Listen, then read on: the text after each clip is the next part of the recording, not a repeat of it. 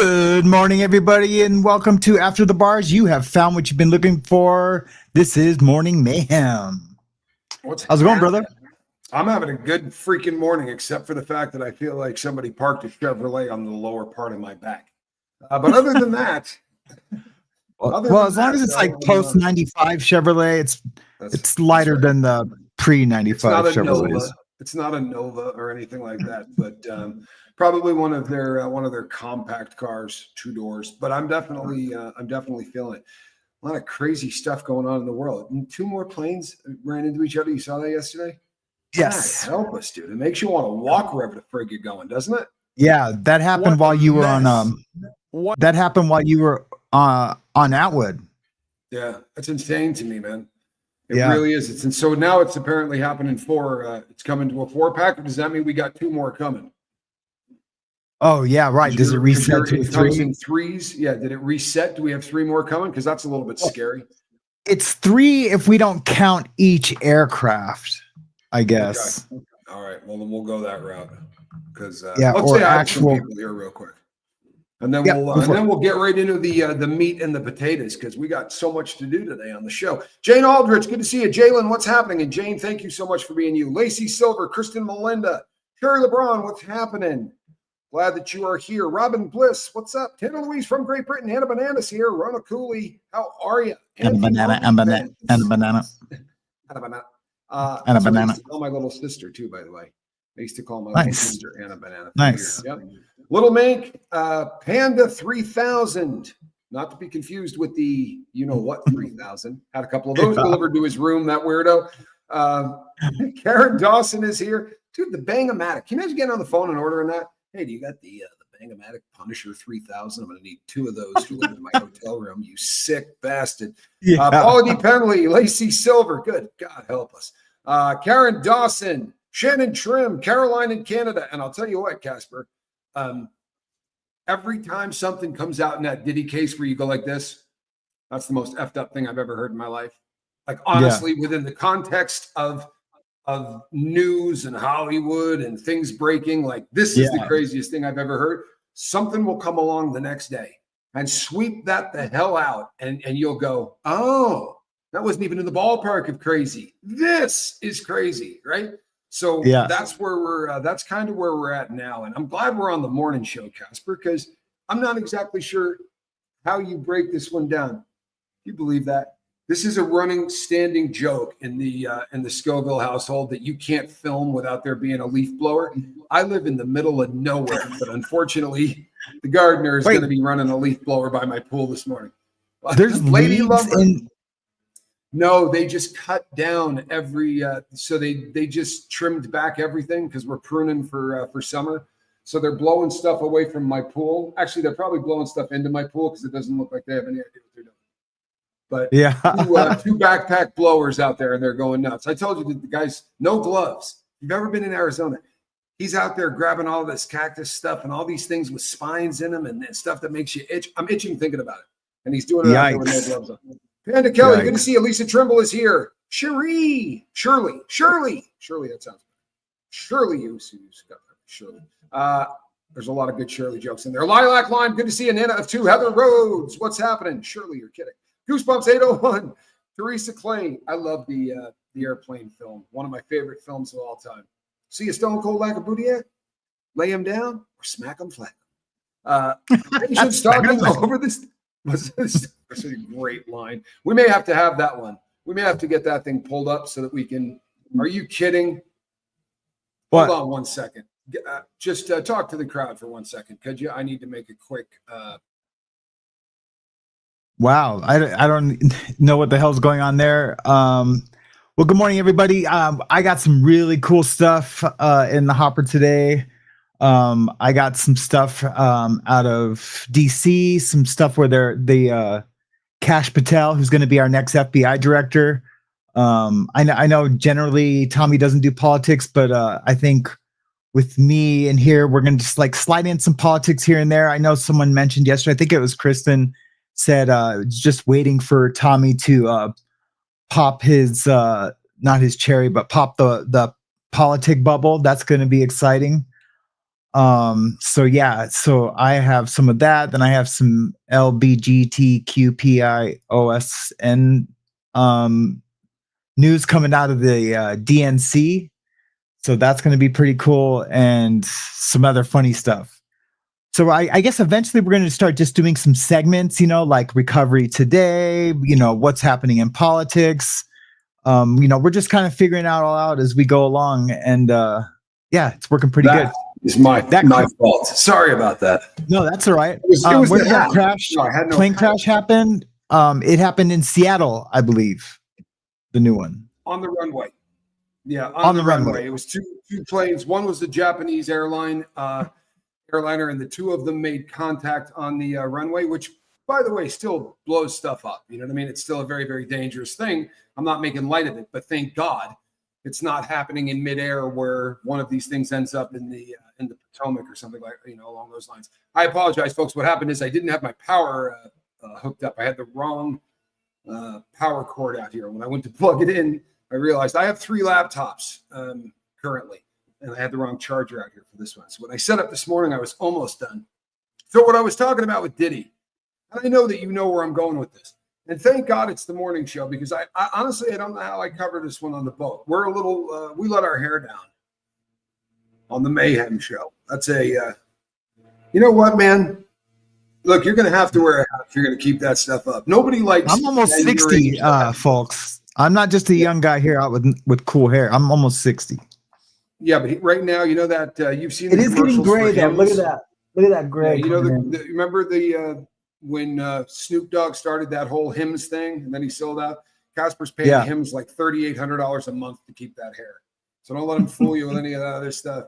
Right? The new drug habit is Rogaine and all that other. You're not fooling anybody, dude. That's his third transplant. Yeah. Hair club for men, you dick.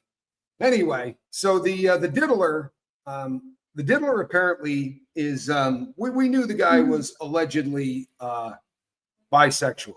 A lot of the stuff that comes out has to do with that, and a lot of the rumors early on were because there's an undercurrent of homophobia that runs through that whole genre of music. While at the same time, half of the people in that genre of music are on the DL and are gay. Yeah. It's really a bizarre dynamic that's going on in the hip hop community. But allegedly, Sean Combs is fond of men. In fact, he's probably leans in that direction, but also has women more as a beard kind of a situation, where they're out there to look like they're heterosexual or whatever. But there's a new male SMEX worker that has been making allegations and talking about. It's really Panda. I'm trying, hon. Well, listen. There's an app you can download called G Hub for that microphone. I'm gonna send you the link to it. All you do is download it, and you pick broadcaster with bass voice. That's the one I pick. And it just equalizes the microphone. It's going to be perfect. We'll do that today. My voice is probably what I need. Anyway, this guy has come out and said ad base. It just brings it out. Yeah, this is a guy that has come out to say that that Diddy apparently was very, very specific, and it's disturbing having to bring these allegations to the world. But you kind of, once you're into this Diddy verse thing, it's kind of hard to turn. But the end of the mission, the shot, the spunk, so to speak, apparently was very, very important to Diddy. And part of the instructions of these guys was very specific in where that stuff needed to be, because Combs wanted to eat it, to drink it, to have it put on objects that he could lick it off of. And I'm not sure why this had to be spelled out as graphically as it is being. Honest to God, I don't know why, but it may just be because at this point, if you really want a lawsuit noticed, or if you really want some people talking about whatever story or whatever allegation that you're coming out with, it's a pretty wild thing that we're hearing this, right? Yeah. Honestly, I mean that this is the discussions that we're having, and it's. I remember as a kid, very, very vividly, I remember certain news stories that I probably shouldn't have heard. You understand what I'm saying? I mean, there were some news stories that maybe they shouldn't have let a kid. The first article I ever read in a magazine was about Jonestown, but I'm thinking all the time these days about the kids that are growing up with, with the Diddy drama going on in the background. All of the stories that these kids are just sort of catching this is a bizarre story. It really is, and it's getting more bizarre every single day. Can I say something real quick? Please. My very first earliest memory as a kid was also Jonestown, but I remember laying on the floor, my old carpet floor, watching my big console TV. The TV was only this big, but it was in this big console that had a record player, and then and I opened up with the stereo. I remember just being a kid like this, watching TV and watching that congressman get shot on the tarmac on Good Morning America as a kid. The replay of that, I think, and that was Jonestown too, right? That was like he was leaving. I didn't know that's what it was at that time, and I have vivid memories of the hostage crisis in '79. I remember that too. I remember the daily number counts for that. Yeah, and it was the back then the thumbnails didn't change the way they do today. I guess it was harder but it was the same thing that they used for the little photo, and it was the guy with the white wrapping around his head, so that he couldn't see where he was going. It was a terrifying picture as a kid. But those things, they're etched in your brain. You know what I mean? Like the congressman at Jonestown. Most people who hear the story afterwards, that's part of that story that gets left out. But people in California were freaking out. People all over the world, but a lot of people from the San Francisco area had family that went down to Guyana to be with Jim Jones, and communication was cut off, and they started to call politicians. And this politician was going down there to look at Jonestown and come back and say, these people are okay, or hey, maybe we need to do something about this. And he went in there and they put a show on for him about how great everything was and this and that. But Jim caught wind of the fact that a couple of people did hey, you got to get us the hell out of here. Get us out of here. And then his head of security went down to the airstrip, which is a really loose definition of the word airstrip, right? That didn't look a lot like an airport, really. It was an airstrip that you probably need to mow, but they just opened fire. They started shooting at him, and they killed him. And one other person I think was shot, but was not killed. And that kicked off the biggest mass suicide in history. It's pretty nasty. Oh, so Jeremy Fowler asks, how goes the Mormon research? Well, I'll just give you a teaser. I was talking about this with Casper before we went live. I'm definitely going down this rabbit hole, folks. And here's the reason why. So the Mormon Church got busted by the Securities and Exchange Commission for trying to hide about 32 large, really large. And what they did was they opened up fake shell corporations. Every rich, disgusting scumbag does this.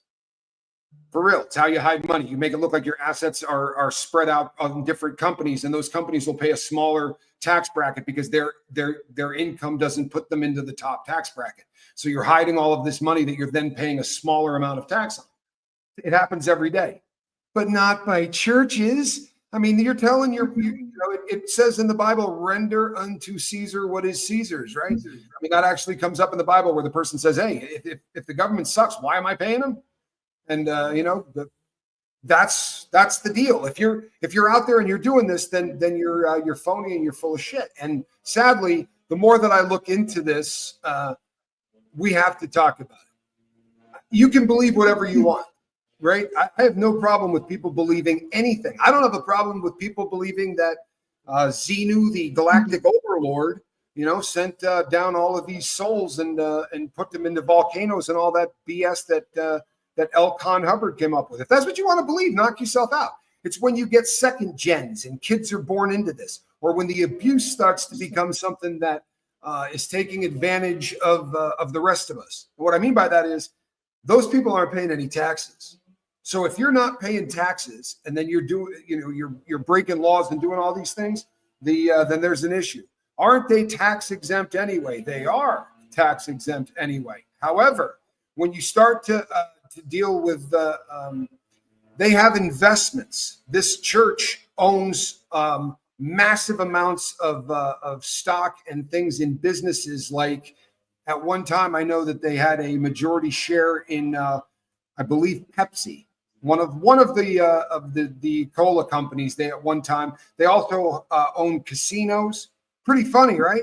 Because you're not allowed to drink and you're not allowed to gamble and you're not allowed to do any of these things, but they can make money off of us scumbags who do that stuff. And those entities still have to pay taxes and do all of those things. The money that they bring in from the 10%, they're not paying tax on that stuff. But if you buy Coca-Cola, you still have to deal with all of the stuff that goes along with that. Pepsi, there you go. Crazy, right? Super crazy. But we're going to definitely do it because they're taking advantage of things at levels that need to be exposed. You know, just as far as exposing doctrine or whatever, look, even when we come out and there's no problem whatsoever proving that the founder of the Mormon Church was a complete and utter con man. And the stories about, you know, the narrative is that he's a super uneducated guy. And the fact that a kid with no education would be able to write this book is just impossible. That couldn't happen. That's kind of their argument. That's how they knew it was divine. The guy was part of a speech club. He was not wildly uneducated. And he uses the phrase, and then thus became, or then, you know, he uses biblical phrases, one in particular, and it's escaping me, but he uses it 1,600 times. The funniest thing, Casper, he's having a guy that I'm translating these magic things and you're writing them down, right? Because he can't write. So I'm giving this to you and you're writing it down. And you come back a couple of days later and you go, hey, I lost about 35 pages of that. Something happened, there was a fire, you know, whatever. You get the line of shit, but I lost about 35 pages. We just need you to translate those again. Right? You go back to those plates maybe and translate those pages back because I lost them. And you know what he said, of course? Oh, that's it. God's pissed. I can translate those, but now I got to do them from a different plate because you made God really angry. Now, this happened the second time with a different group of people as well, where there were pages that were lost. And he just told them, yep, can't do it. That can only be translated once. You do realize that's a bad sign. Right? Yeah. You got a book, right? And I'm reading to you out of page 3. You go, hey, Rock, I lost that. Can you do that again? Hold on. I go back to page 3 and I read it again. It doesn't happen if you're ripping it off the top of your head. And you know, there's a quote, and we'll put it together when we do the actual show on this. But what's his name? Clemens, the guy that Mark Twain. Mark Twain was not a believer, but he critiqued the Bible. He said, you know, I don't have faith. But it's a great book, and he broke down. And then he also talks about the Book of Mormon, and it was. I'll butcher the quote, so I'm not going to do it. But the quote that he said about the Book of Mormon is the funniest crap in the world. Yeah, his quote on the Book of Mormon is just rich.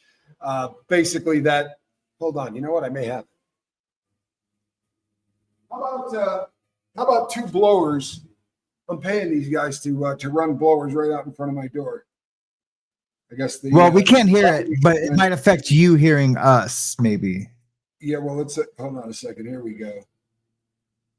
I got to find this Mark Twain quote because it is absolutely the best. Here it is. This is Mark Twain's take on the Book of Mormon after reading it. It is chloroform in print. If Joseph Smith composed this book, the act was a miracle, simply keeping awake while he did it.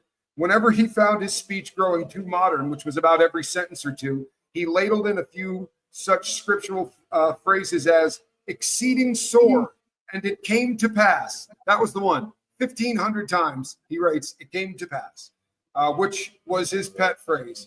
If he had left that out, this Bible would have been only a pamphlet. When you start reading it, and if this look, if you're a storyteller, if you're a public speaker in that day, that's a phrase. It's great for an oral tradition to say, and it came to pass. Yeah. 15 times in a page, you start going, oh, damn. But we're definitely going to break that. I'll put that in our outro of every episode. And it came to pass, or something. I don't know. It'll be us and all the the people that were here in the beginning, it'll be our inside little joke. You know something? I like I do. I dig that. And it's early enough in the show. We need a couple of inside, but that's great, dude. And it came to pass that he was fond of collecting as much of this stuff as he could. Yeah. And I do consider all of our female viewers of the beginning the bombshells of mayhem. I like it. I'm working on a t-shirt. I'm working on a t-shirt. Oh. Yep. See, here's the other thing. That's so cool about the Mayhem Morning Show is that Casper has talent. You know what I mean? Like when Casper says stuff like I'm working on t-shirts, for me, that means like I'm going to have to go find someone like Casper, who's then going to have to go and I'm going to have to try to get Casper goes, oh, and then that crap happens. It's like, I don't know. It's like working with a magician. You know what I mean? You pull shit out of a hat. I don't know. Honestly, like I hit the outro. I'm like, holy crap, that's cool. It's always like a magic trick as far as I'm concerned. I dig it. Yeah, that's funny. I really do. I dig it. I've never felt professional doing this. You know what I mean? I always kind of feel like the hack in the back of the room that's sort of just doing this. You know, well, you know what's crazy all the is pros are up front. What's crazy is a year ago, I had only watched YouTube maybe 3 times in my life, or maybe a year and a half ago. And then I started watching YouTube in the mornings while my pain meds would kick in, and nothing opiate, but I would just wait for them to kick in, and started watching YouTube, and it just escalated to me being on. I'm like, hey, wait a minute, I can do that. Wait, I can do that. Why am I not doing this? I have some shit to say, or I want to create this. And then, my skills of being an artist, you know, I've had since I was 5, and then translated into tattooing, now translates into this. I'm computer literate. So, and then that translates into everything else. I don't know. It's been pretty cool. I had never I watched one YouTube video in my life, and it was how to reset the headrest on a Mercedes 560 AMG. I went around the corner and one wheel went into a pothole. So like one wheel came off the ground for a split second, and that makes the roll bar behind your head pop out. Like this round roll bar comes out right behind your head. And because it had the doors like this and stuff, it was a wicked car, but they wanted like $3,000 or some outlandish amount of money to reset it. And I was like, what? You got to be kidding me, man. And the guy's like, no, it's a really long process. And my wife at the time, you know what I'm talking about. She was like, I do. Just go to YouTube and look it up on YouTube. And I didn't even, honestly, I knew what YouTube was. I had seen, I was like, I don't know how to do any of that. And she pulled it up. It was funny. I told the story on the boat before, but the first one took me like 6 hours to get the first one. And the second one took 3 minutes. The second one was like, oh man, I'm so stupid. I was using, you know, they have a tool for it. I was using a fork from a barbecue grill. You know, my neighbors were looking at me like, this guy's stupid. You know, this guy's right. But I had never done anything with YouTube. And my brother was obviously pretty successful, and he had already created the Tommy Scoville. I mean, I was already known before I got out. It was bizarre to leave prison, you know, sort of, you know, after all of the hate and stuff that you go through in prison. Everybody hates everybody. It's just kind of the land of hate. That's why it's so wild. And I don't think people realize it, but that's why it's so wild when people in prison like create an actual relationship. You know what I mean? Like I was bummed the hell out when they shipped you out. Like that was a shock. If you're in a box, you know what I mean? Like I had it really easy for about 200 days, you know, 210 days having you in the cell. When you left, I got a whole new pack of morons. In fact, the day you left, the first guy they brought in used to be one of my cellies. And you'd think, oh man, that's perfect, right? I was like, oh shit, you got to be kidding me, dude. Yeah. But I didn't like living with this dude on the yard. It's going to be so much worse when I can't get away from him. This is the guy I told the story, man. So I'm so allergic to mushrooms that you were there. They had to come in. If I eat mushrooms, it's all bad. Like I passed out and collapsed. It's a seriously dangerous thing. And so as this guy's getting ready to leave, they're shipping him out. He had been with me about 2 or 3 months. I'd been back there at that point almost a year. And he throws me a pill bottle as he's packing up. I mean, right as he's getting ready to cuff up. And I went, what the hell is this? He goes, oh, it's a gift for you. And so I like hide the thing, right? You know, if it's a pill or whatever, I got cops there and I'm like, dude, what is it? And he goes, well, if you got on my nerves anymore, I was going to put it in your food. It was a mushroom. Like he had a shroom that this weirdo had taken and put in a pill bottle in case he wanted to knock me out. Like what the hell? Yeah, how weird is that? That's crazy. That's crazy. Freaked me out. Like, and after he left, like I said because there was always at least 3 of us in there. I said, to Richard Laffey, actually, Laffey was the celly. I'm like, dude, if he comes back, because you know how that Con Air always screws up. Half the time they take you out, 20 minutes later they bring you back. It's happened to me twice. I said, if they bring him back, dude, I'm taking this dude out. I'm not spending the night in here with that freak, because that was really, really weird, man. That's crazy, bro. That's super crazy. So what's going on in the news, man? Anything fun? Well, yeah, let's start with something a little light. So this guy, he buys his Toyota. 20 minutes later, decides he doesn't want it, right? And he wants to return it. And I think there is a rule that you can do that. You know, I have a friend that used to sell like high-end Cadillacs. She's in the next room. I could probably ask her, but and then there's the lemon law. You know, if the car's a lemon, you know, you can bring it back within, I think, 30 days. An automobile. I had a friend that did it. He did it with a very expensive automobile, but you can do it. Well, I guess this dealership decided that they weren't going to return the car, and this guy yells.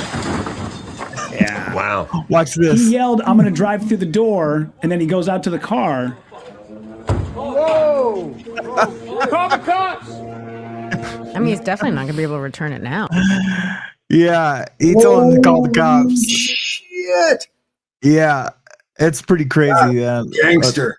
Let's watch it again. This guy yells. Yeah. Wow. He yelled, "I'm going to drive through the door," and then he goes out to the car. Whoa! And then one of the guys that works there, he's like, "I got this on video." Well, I don't think you're going to need to show the cop any video evidence. Just in case the cop doesn't believe that car that's parked in the middle of your store drove through the front door. Don't worry, I got the license plate number. Yeah, that's awesome. So super crazy, man. So I had a crazy fiance that traded in one of my cars at a dealership while I was on the road speaking. I may have told this story before, but she traded in a very rare automobile, a slope nose 911. And when I came home, she had a Chrysler 300. And I was like, yeah, it's a nice car. I'm like, you know, I could take the Porsche out of the garage, you know, if you want to park it in there from time to time. She's like, no, I traded the Porsche in on this. And I started laughing. She's like, I'm serious. I'm like, you could have bought 5 of those for what that Porsche was worth. You didn't trade a Porsche. Like, it doesn't even make sense. They gave her like 27 grand on a car that was worth $250,000. And I went to the dealership, and I'm a smack freak at this point too. I'm not a good person. And I went there, I threw a phone through their front window, and they didn't call the cops. Because they got over on me so bad. I walked in, I was like, go get my car, dude. I'm like, I'm not playing. You know who I am, right? I don't even have to tell you, because you know you've been waiting for me to show up and do this since you got my car. You know who I am. Go get my car. And he didn't ask who I was, anything else. He goes, dude, your car was gone the next day. I'm like, yeah, I bet it was, dude. You know what I mean? I'm like, and we're making payments. We still make payments. So I threw a phone through the window, but they didn't call the cops. But 3 of their beefiest dudes did get me out of there. Oh, really? Yeah. They I would have done more damage, but they got it done. There were enough people there. There were enough people there to dissuade me. But I hate car dealerships. I love seeing that. Yep. And then in other news, you heard that Trump's getting rid of the education department, right? I did hear that. Yep. Yeah, so there's a little bit of an uproar, and I believe, it's too much government in our education, and that send it to the state. You know, the state should take care. The state and local should take care of the education of our kids and of our teenage kids. And but there's a lot of people complaining, and so there was a research, and I should have grabbed the article so I could have read from it, but basically. On average, a government employee that works at the education department shows up to work once a week. On average, that actually shows up because everyone's working from home. Right. And of course they're complaining about it because they got the best job in the world now. They just they're out doing whatever. Absolutely. Yeah, and they're not working on what's supposed to be worked on. So I think that's a win for America. Did you ever go to Russia? Did you ever travel to No. that part of the world? No. Russia used to. Now, when you go to Russia, it resembles the United States in a lot of ways. For instance, you'll see Chevys, you'll see Fords, you'll see Mercedes Benzes. That the names may be a little different on the back, because they market differently. But you see a melting pot of a bunch of different automobiles, very much like the U.S. But when the wall first dropped and you could first go over there, I did, and they had a car called the Lada, right? Lada. And I'm not being funny. There are parts of this car that are made of cardboard. They compress this stuff together, right, to make panels and stuff. But it's corrugated. It's like paper and fiber. And over time, it literally just kind of disintegrates. And you think to yourself, why in the name of God would anybody buy a Lada, right? Not only would they buy one, but you could have to get on a waiting list for a really long period of time to get one because of how the system, because you couldn't buy anything else. And unfortunately, with education, if you can't buy something else, if you got to send your kid to that school, then it doesn't much matter how bad that school is. It doesn't much matter if that education system, and anytime we have anything where there's no competition, well, then you don't have to do shit. If we were the only YouTube channel, I'd probably be about a half hour late today, right? And I probably would say, I don't really feel like talking about anything because we'd have 30 million people watching the live feed. But I am of the firm belief that if you allow parents to start going, even inner city parents would like to send their kid to the really expensive school in the suburbs, they ought to be able to. The schools that are doing the best job, you ought to be able to send your kid to whatever school you want. And I think that when that begins to happen, when competition happens, we're going to see much smarter kids. That's what we're going to see. Kristen Melinda creates the smartest kid will be the most successful. Yeah. Kristen Melinda said, my husband was a teacher and I don't know if they really had any effect on our lives. Well, that's good to hear. I have a brother who's a teacher outside of DC. He's also a lawyer. Well, went to law school, took the bar and has his law degree, but he teaches now. His wife's still a lawyer in DC. But I want to talk to him about this. I might give him a call today. I need to call him and see what effect. And he's super left, so I don't know what he's going to have to say about it. If it's anything positive, but I don't know. It's a very powerful voting block, right? The NEA is a voting block, and they deliver. They deliver a lot of votes, and there are some very, very strong unions. I mean, it's a peculiar job, isn't it? I mean, you're taking 2 months off or 3 months off every year. You work half days. And they don't pay you what you're worth. And that's another thing. If this became like the voucher program that they talk about, where every parent gets an issue of cash from the government that they can take to whatever school they want to pay for their kid to go there, that's a beautiful concept. Because what happens is you want the best education. So those schools hire the best teachers that they can get. And if you're going to get the best teacher, you're going to pay more for the best teacher. And these concepts will drive up what teachers get paid. Right, you'll get the best of the best, but unfortunately, if you have a job that you can't get fired from, there's a reason they used to call it going postal, right? People at the post office. I had a friend that was a smack freak who worked for the post office. I mean, a stone cold junkie, and he would call me probably 5 times a month and go, "Dude, if you cop today, call me. I'm not going to work. I'm too sick to go to work." And I'd be like, "And you're not going to get fired?" And he used to joke about it. He'd go, "Bro, I could go in today and tell him I'm not going to work because I'm addicted to smack and I'm not going to get fired." He's like, "You can't get fired.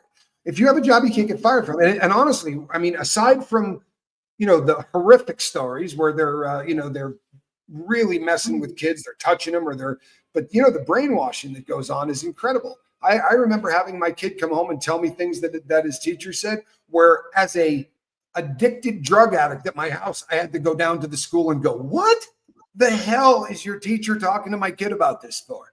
You know what I mean? Like, there's things that, honest, I remember some crazy stuff, like political stuff. Just where I had my kid come home, Spanky, and tell me that the person who was in office was an idiot. And you may not believe this, but this is the solid truth. The person who was in office, I thought was an idiot. That wasn't the issue. The issue is, why the hell was a 4th grade teacher telling my kid that the president's an idiot? If that was going to happen, I ought to be able to do that, right? If that's something I want my kid to learn. But you're supposed to teach him reading and writing. I happen to hate this president too, but you shouldn't be having that conversation with a kid. And that's been a problem. That's been a problem, is that a lot of these people, we've seen the woke stuff, we've seen the woke stuff, and people go, well, it's disrespectful. You just don't want that person in there because they're woke. I don't want that person in there because they're dressing like a stripper. You wouldn't want me going in there dressing like a freak and talking about my sexual preferences, and I'm heterosexual. Yeah. Well, you want somebody else going in and doing that, regardless of their preferences. We got wicked far afield. We really did. And they kept pushing and pushing. Yeah.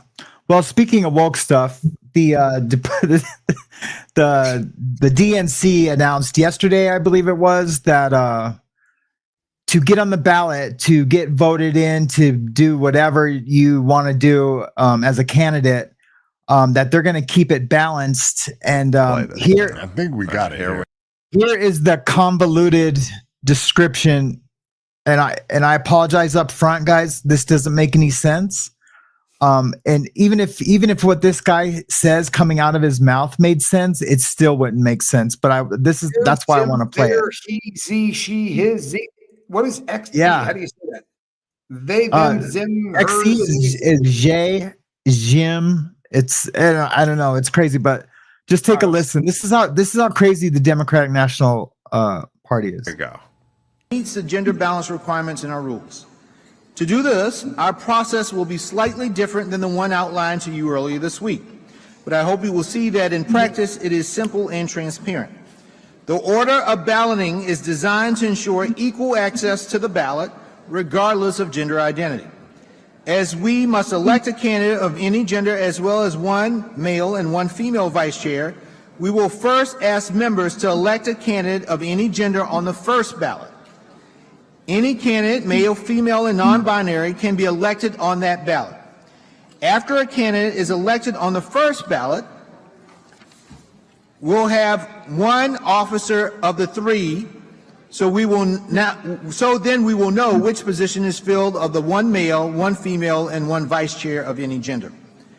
Our second ballot would also be for a candidate of any gender. Then our third ballot will be the third position that is remaining based on the 2 results. Either a male candidate if a candidate that is not male has not been elected, or a female candidate if a female has not been elected. What? What? I'm sorry. What? What the actual? Do you remember? He understood what he just said? No, and he knows he doesn't understand. But do you remember the Jetsons or any cartoon where he would go, I? You know what I mean? Yeah. Well, I mean, the Jetsons was you're fired. Yeah. Dude, that was one of the dumbest things that anyone ever tried to say. So I think I get. I actually feel dumber for having listened to that. You know what I mean? Like on Billy Madison. I feel like I've lost information. Like he's like that. Listening to that has actually made me dumb. What you just said that came even. I wish my fiance was here. It's one of her favorite lines. She knows that one by heart. But that's exactly that. That's the proper answer. Nothing that you just said even came close. Look, Robin Bliss says, I understand that. Explain it to us, Robin. I think that the general gist is that they're going to ensure that they have. You're not going to be able to vote for exactly who you want for on the third ballot, because the third ballot is going to have whatever gender didn't get elected in the first 2 ballots.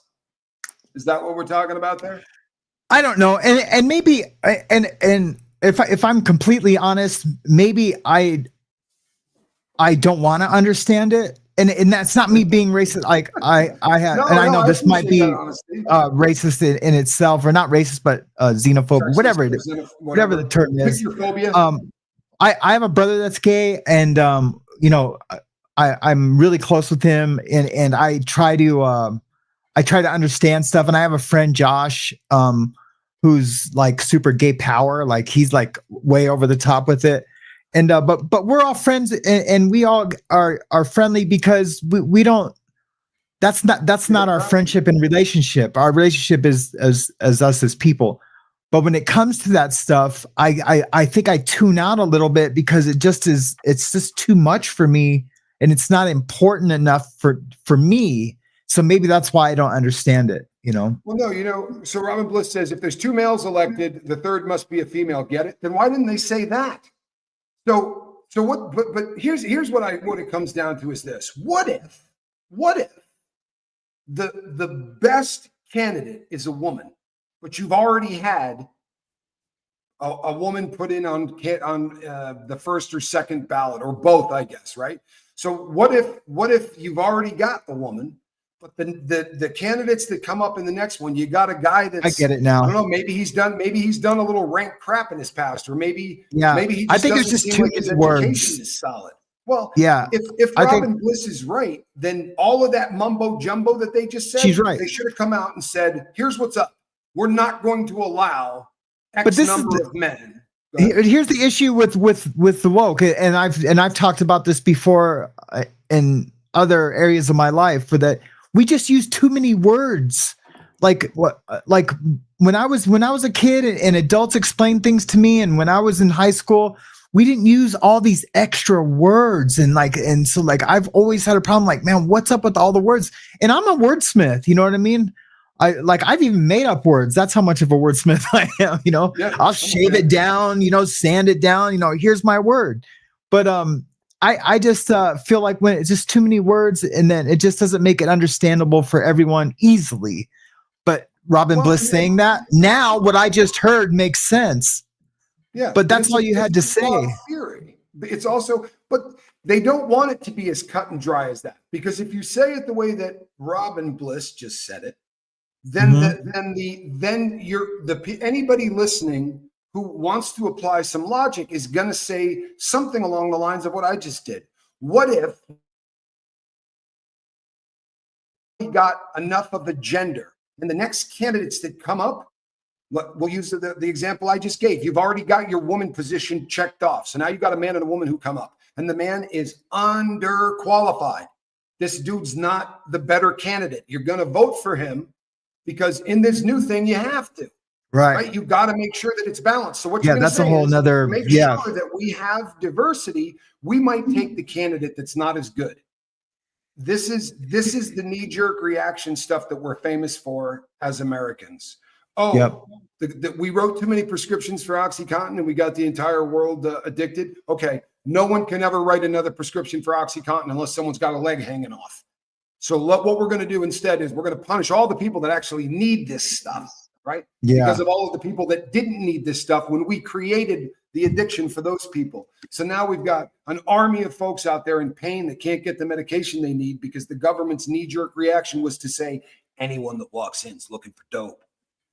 It's the same principle as this. We've had way too many men in politics, to be sure. So and then we better get it a little further. Then, what if the person is not the right color or gender, right? Because if we're going to do this and we're going to do it right, what color is this person? So now you got people going, I really want to vote for her, but she's not.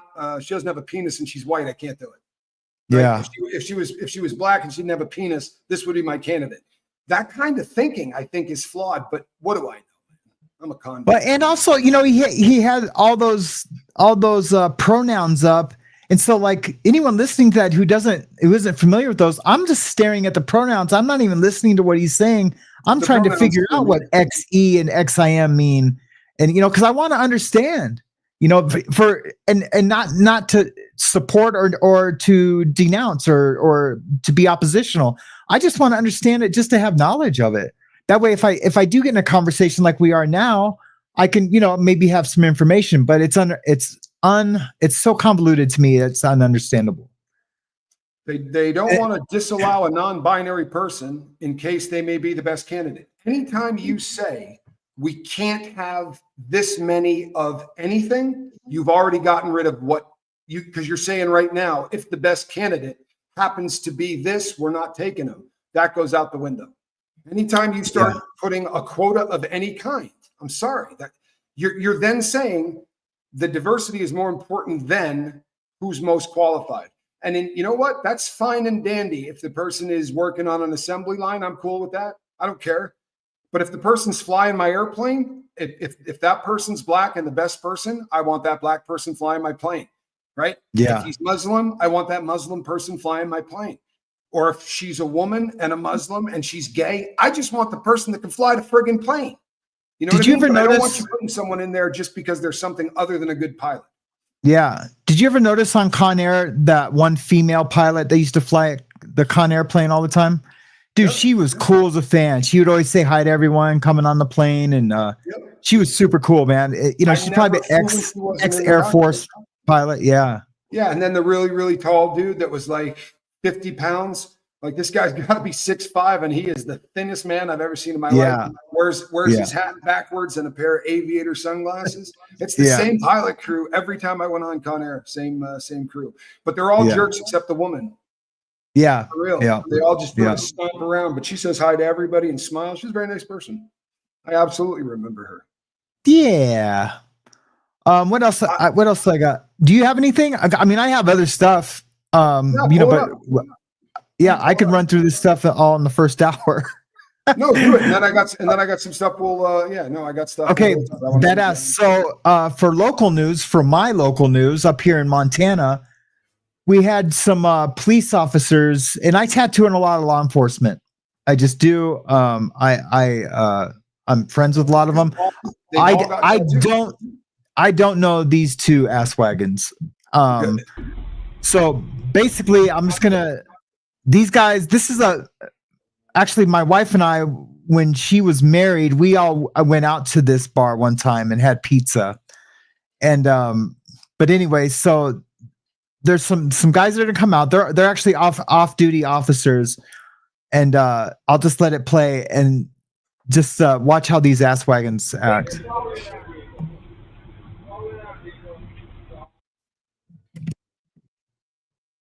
At approximately 12:46 a.m., Officer Matt Frank and Deputy Brandon something are seen leaving the.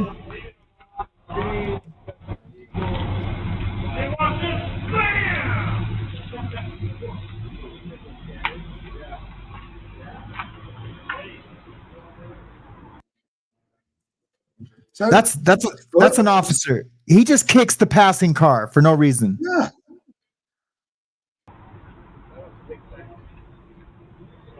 He's looking for a fight. Yeah, he's looking for a fight. Now fast forward to this next car. This guy's an officer that's standing in the middle there.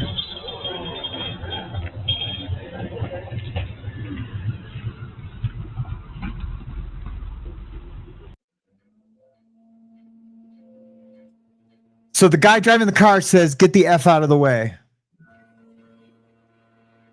And then the cop says, "Oh yeah, or what?" I had to blur this out because there's some punching involved. Okay. The one officer sets down his beer bottle, which you're not even supposed to be drinking outside. Why is he drinking? Yeah. So the guy in the car pulls the gun out to say, "Get away from my car," right?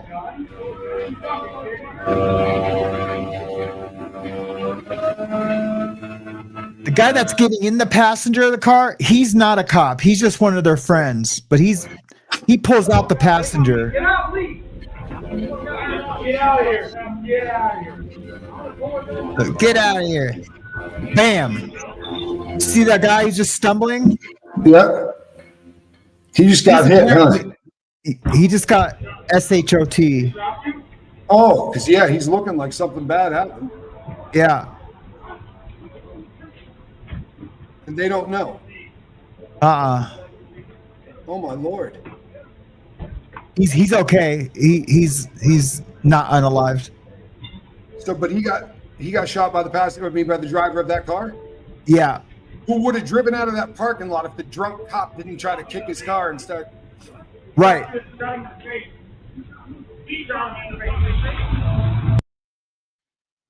Now their friend that's not a cop is still on the passenger side. Right. But that door's still open as well. But I don't understand why he didn't try to pull off when the guy started throwing punches. And his friend's still in the car? Yeah, but he rolls out of the car at the end of the driveway. Holy crap. Isn't that crazy? The driver's got a pistol on him saying, "Get the hell out of my car." Something. I think the one officer said, "Hey, so and so, get out," and I think he jumped out. But that's crazy. Hey, you know what's crazy too is, did you hear the pop? So it's got to be a teeny ass little deuce or something. Yep. But that's pretty nuts, man. I don't know, man. I should have looked up this happened a while ago. I know the one Delgado went to jail. That was in the car that shot the officer, but I'm assuming those two officers aren't on the force anymore. Well, I should hope not. I mean, yeah. You know what? The first car that went by, he tried to do the same thing to. It's so obvious that the guy's just looking for a fight. You know what I mean? Yeah, that's pretty cool though. That I'm sorry. My editing software, I put a couple of points where I wanted it to be blurry, and it did that all automatically. That's pretty cool. No, that's really cool.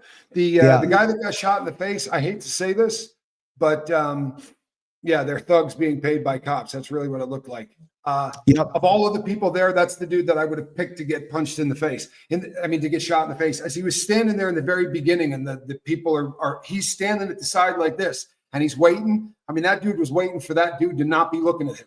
Yep. You have a guy sitting what are you waiting to throw the punch for? He honestly was waiting for a Sunday. You know, that's just the low life. Good. Take one in your grill. You know, certainly will change how you look.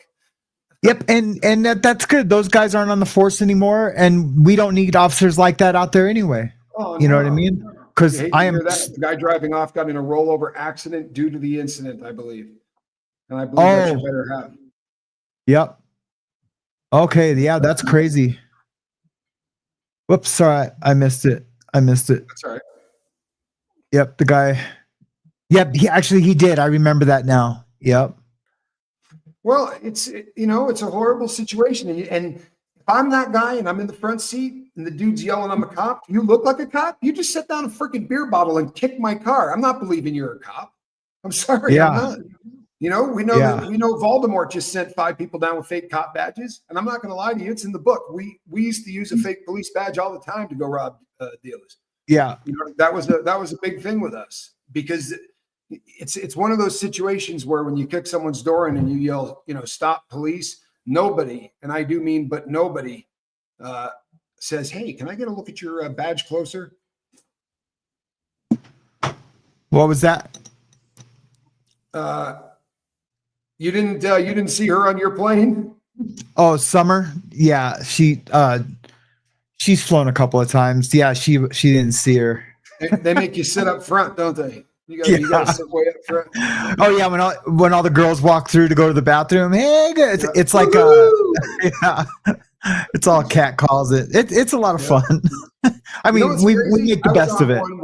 I was on one where there must have been 25 women on. Normally there's like 6. I remember walking on going, "What the hell, man? You just raid a club or something?" Everybody in there. Most of them were native too, but there were a bunch of women on. Normally there's not. And they're usually pretty wild. They'll be "Hey, what's your number? Give me your reg number. I'm going to memorize it." I'd always say, "Mine's really hard to memorize. I don't want to give it to you." Yeah. My number was all 4s. I had the easiest number. Every one of my numbers was a 4. So I just got an update on the officers. No, they were suspended. They were both suspended for 2 weeks without pay. That's the only thing they got out of that? That's horrific. Yeah. So this is a great question. Normally, they keep you way the hell away from anybody. They do everything they can to keep you, if you're a cop, period, and people can document that. For instance, you guys have heard that I had done time with Drew Peterson. They put Drew Peterson into the feds because he was a state cop and they were trying to hide him. Now, it didn't work very well because, if Drew had gone in there and said he was somebody, if he had tried to duck the limelight, he could have. Drew Peterson can't duck the limelight, and he fought constantly. Honestly, he did. He was attacked. Yeah. He didn't make it very long. He was attacked constantly, but he wanted to walk mainline, and you kind of got to give him, credit for making an effort. Then they eventually had to move him and they took him out of the federal system because once the word was out, they couldn't protect him anymore. He would have had to go to the cheese factory. So where Casper and I did where Casper and I met in Arizona, they took one unit on the prison and made it so that you can't get to that unit. There's no walkway to it. There's no nothing. And there's a new fence that they erected just around that one. And the fence has black cloth so that you couldn't see in with a scope. So if you were to try to assassinate one of them, and they all have TVs in their cells, right? Yeah. And there's that tarp that goes over. It's like a sail, and that's bulletproof because there's a hill that's behind it that a sniper could snipe into the yard. And they literally have, I wouldn't have used the term sail, and I was groping to try to figure out a way to describe that. That's the perfect description.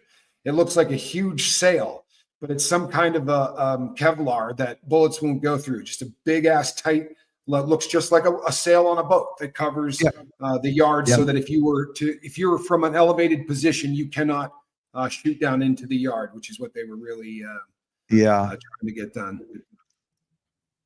Summer says, saw a video the other day of 2 Billings cops doing a welfare check, and the Ring doorbell caught them calling the person's home a shithole. Lovely, right? We're probably all prone to saying stupid things. These guys have got body cams on. These guys, they really need to use their dome because we've seen a lot of this kind of stuff. That's not the first time I've seen something like this. And Summer makes a good point. They behave this way because they don't have consequences. They hide behind badges. And there's a lot of truth to that, because 2 weeks without pay, I mean, if that was what you got for causing someone to get shot, that shooting doesn't happen without that dude being an ass. Right. You know what I mean? But for, I think is what they say in the legal term. But for him yelling and acting like a drunk fraternity boy instead of a cop, that's where we ended up with this. Yep. And it came to pass.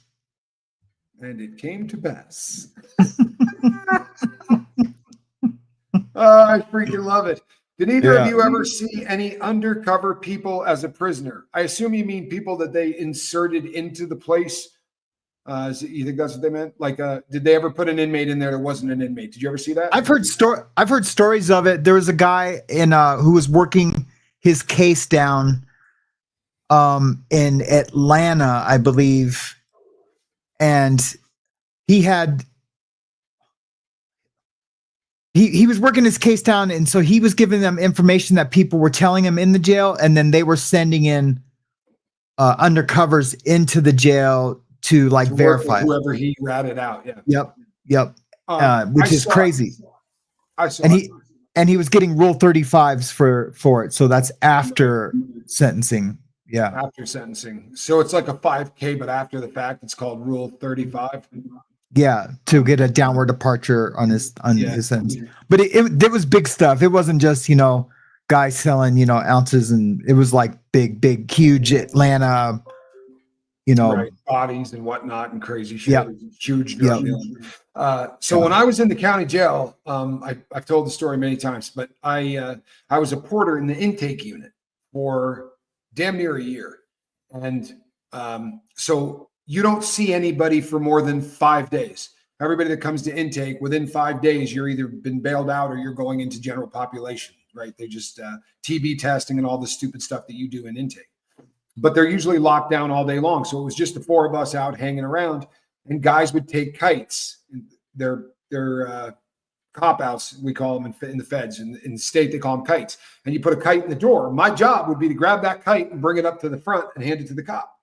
And there were 2 guys in the cell. They'd been in there selling together for probably 3 days or whatever. And a kite goes in the door, and I go over and I read every damn kite. I'm an inmate. I'm bored, and I'm walking up and I'm reading it. And it said, I wanted to put a request in to have my clothing laundered, cleaned, because the stuff I came in with was really filthy and disgusting, and I don't want to have to put that stuff on when I get released. Right.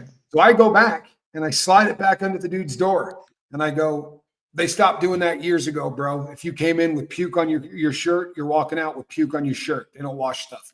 I'm like, sorry, man. And he's like, no. And he was probably 35, maybe 40. And he slides it back under the door and he's like, no, man, you got to go give that to the cop. He's like, they'll do it. Mine's really gross. I go, bro, I said, all right, man, I'll go give it to the cop. And I walked up and I handed it to the dude and I go, hey, I know you don't launder shit. I'm like, but dudes have been bitching about this. And he goes, reads it. He goes, oh, okay, man. And he rolls it up in a ball and throws it in the trash. And I'm like, yeah, that's what I thought. He got on the phone and 10 minutes later, that dude was gone. They came, they grabbed him, they pulled him out. And I told the other 3 dudes there, I'm like, man, have you ever heard anybody putting, and he goes, no, but just go get one of the other inmates to ride a kite like that. Right. So we had a bunch of people start doing it and they don't do anything about it. They crinkle them up. But that same dude was back probably a month later. And they came in and they put him in the cell with someone. And I knew he was in there listening to the dude, but what am I going to do? You know, go over and pull it out of the door. You're in there with a cop. But I definitely saw it. There was no doubt in my mind that dude was in there for no other reason than to get info. But we had a paranoid guy at Black Canyon that had done way too much meth. And every time I ran a poker table and he would come down and be like, Rock, I need to talk to you, dude. And I'd be like, they're not listening to you, man. I know your cellmate. He ain't a cop, bro. You know what I mean? Like, this dude's not a cop. Sleep the hell out. And he's like, nah, dude. So we took one of those really cheap old school Casios that are $13 at the store. We took one of those things and we put it so that the thing would make an alarm every hour. So it would just go deep, deep, deep, deep. But we had it set like 7 minutes after the hour. So it wasn't, and we jammed that thing into his air conditioning vent. And he would have his cellie would go, no, I didn't hear anything. He'd go, you didn't hear that. And he'd go, no, man, I didn't hear that. We had this dude so jacked up, man. Looking back on it, it's probably not the kindest thing we ever did. But he was literally losing his shit. He's like, Rock, dude, they got listening devices in my cell. I'm like, no, they don't. Well, man, he's like, you can hear them. If I said I've never been there, I'd be lying, man. Not like with the listening device in my cell, but even Summer, who's in our chat, she can contest. I hid under her stairs one time thinking this dude who actually owed me money was out to get me. So this dude, I was like, Zach Lee is out there. And yeah, she could probably tell the story better than I can because she was on the other end, her and her boyfriend, Kyle. Yeah. But anyway.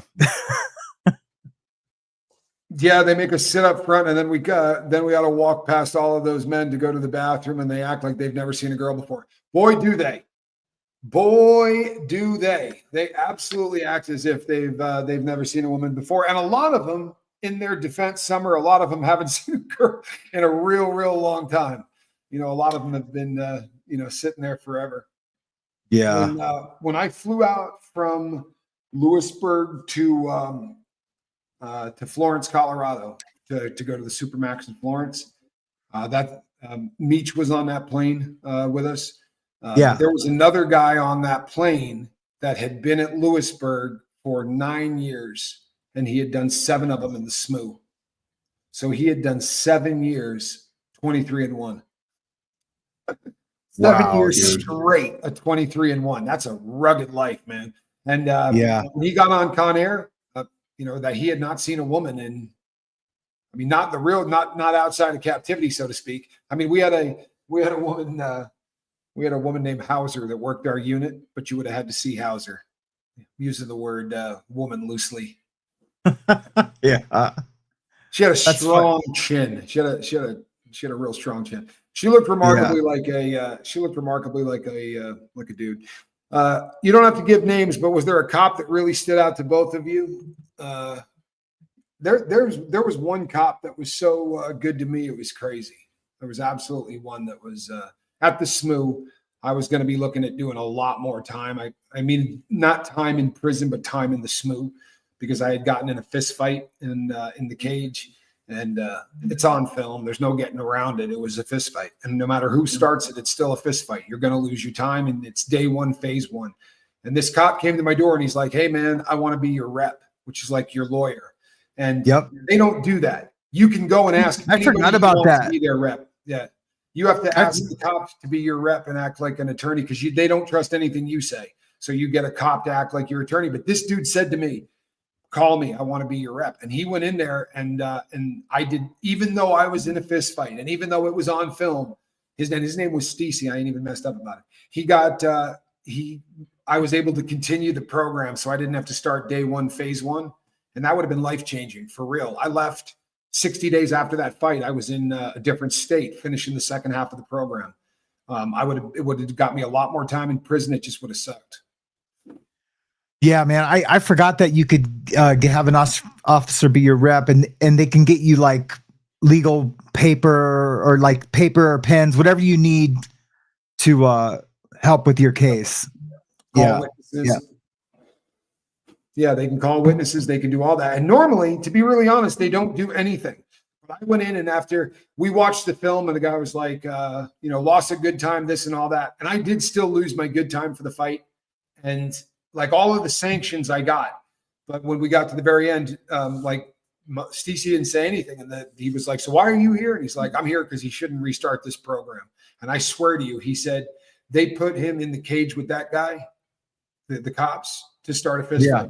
They just wanted to see Rock beat the crap out of this dude because the guy's a piece of shit. And that's not his fault. He goes, so the guy was, I don't want to say the name of the organization that he was with, but the dude was, he was not of the same skin color as me. He wasn't black. He was he was Latin, but we shouldn't be in the same cage. But the way that the politics work, I come walking up, he's already in the cage. So the cops say to him, you cool to have this guy come in your cage? If he says no to everybody out there, he's a punk, right? He's afraid to have me go in there. So he's got to go, yeah, I'm cool with having him in there. And now the ball's in my court. Now they look at me and go, yeah, you don't have a problem going in there, do you? And I'm like, no, I'm cool to go in there. And as soon as they let you in there, that when the cops disappear, you're going to fight this dude. We should never have been put in the same cage. They set it up to just so that they can see us fight. And and I was running around, dude, looking like the world's biggest, like for real. Like I didn't want to fight. The guy's swinging at me. I'm looking in the corners at the cameras because there's one in every corner, like, help, kind of running around. Yeah. Like the white boys started lighting me up and calling me, like my people started calling me names. So I just turned around and I was like, I got to fight this dude. And I was way bigger than him. It wasn't even well sized out. You're standing in front of the cameras going like this. Yes. For real, like, help me. Yeah, doing the get me the hell out of here. 60 days in. Yeah, get me out of here. No, and that's, that was my argument. I said, look, I ran around for 20 seconds while this guy swung at me. And then he eventually punched me in the ear and it hurt so freaking bad, man. Like he didn't get a good solid blow, but he like mashed my ear. And I was like, all right, F this dude, man. Yeah. When they came in, I was on top of them doing this one, and they pepper spray you. They do all of that. And when they took me out, they had my hands behind my back, and they grab your hands behind your back, and they lift them up in the air as high as you can. And I mean, my feet were barely touching the ground, right? And you're doing it backwards, like covered in pepper spray. There was a woman guard working that day, a black one, and I'm standing in the cell naked, dying, dude, pepper sprayed out. And she comes up and she goes, do you want milk she goes, do you want water or air? And I was like, I want air. Like, I'm not going in the shower because the water makes it so much worse. And then she came by with one of the small milks, not the gallon, but the smaller one, like a half gallon or whatever. And it was that much at the bottom. And she goes, you want that? Ice cold milk. I was like, oh my God, poured it in my eyes. And she was super cool to me. Really, really. So there's been a couple of them along the way. They're not most of them, honestly, it would be way easier to tell you about the ones that were bad. Most of them really are good people. Yeah. But it doesn't take much. It really doesn't take a whole lot to make you hate all of them. One or two bad ones can really poison you. And you know what? Same with them. Most of the inmates treat them with respect and dignity and kindness, but it only takes about 5 of them to make them hate every single inmate and just assume that it's just a matter of time before you turn into an ass. Yeah. That's crazy. I reading that question there. I know they don't have states in the UK, but I know they have different towns. But each town doesn't have their own separate. Like, well, yeah, I don't know. I don't know how it works because I know they don't have all of the prisons over there. They don't separate between a crime that is so heinous that you're going to go to the Great Britain federal style of a jail. We're unique in this country that there are crimes that are against a state and there are crimes that are against the country. Most of the rest of the world doesn't differentiate between crimes that way. We're stupid. Yeah. Yeah. Interesting. You've done state too, haven't you? Yes. I've done state time in a couple of different states. What do you think is the biggest difference?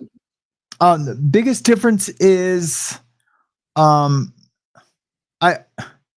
you definitely have more, amenities in the state.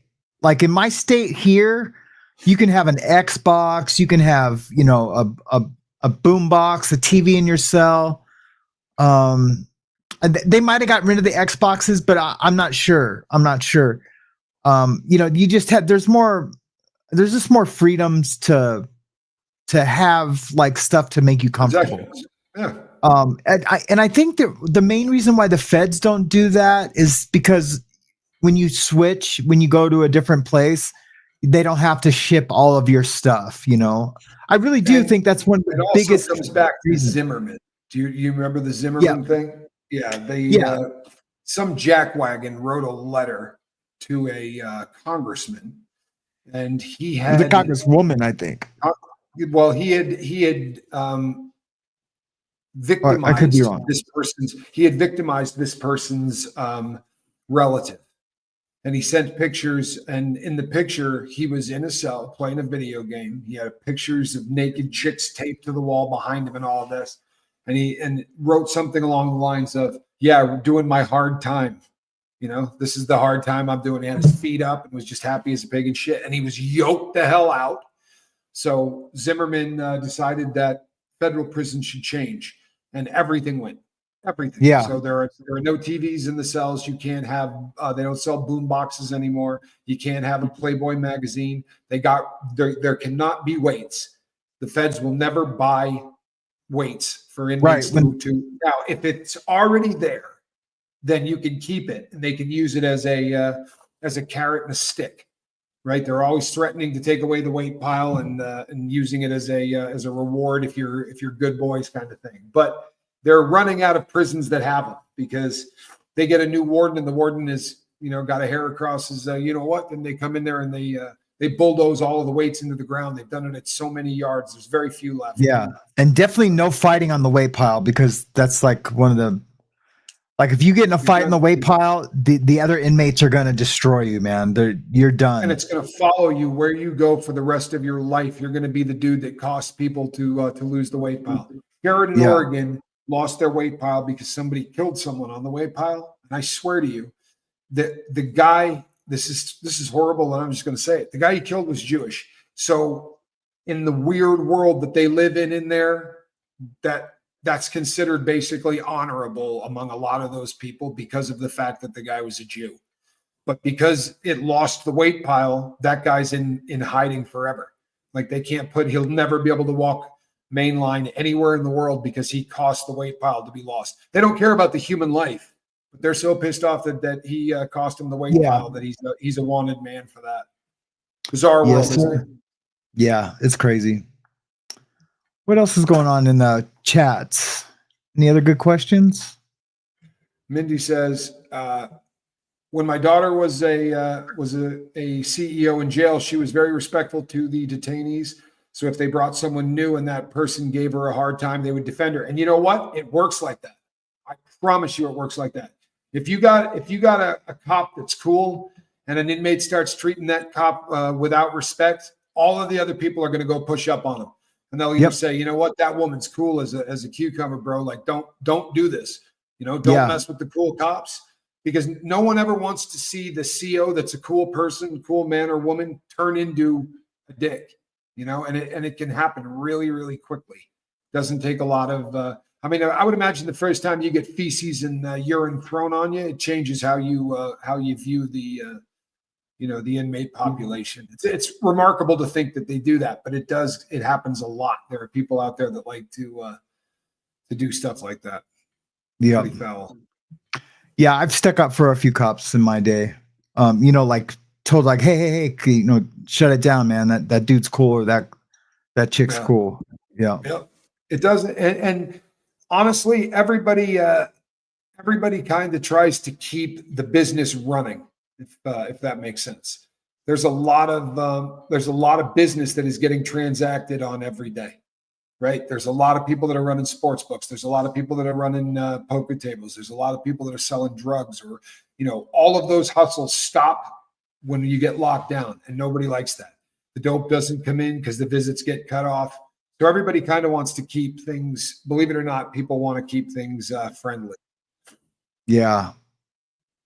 They do. Not nearly as much as they should. Bringing speakers on various topics. Can choose to go. Yeah. Not as much as they should. Comes in. Yeah, Danny Trejo goes to prisons and does speeches where he talks to people. But it's not done enough. It really isn't. And I understand why. I mean, it's hard to get, first of all, it's hard to get people that want to volunteer to go into a prison.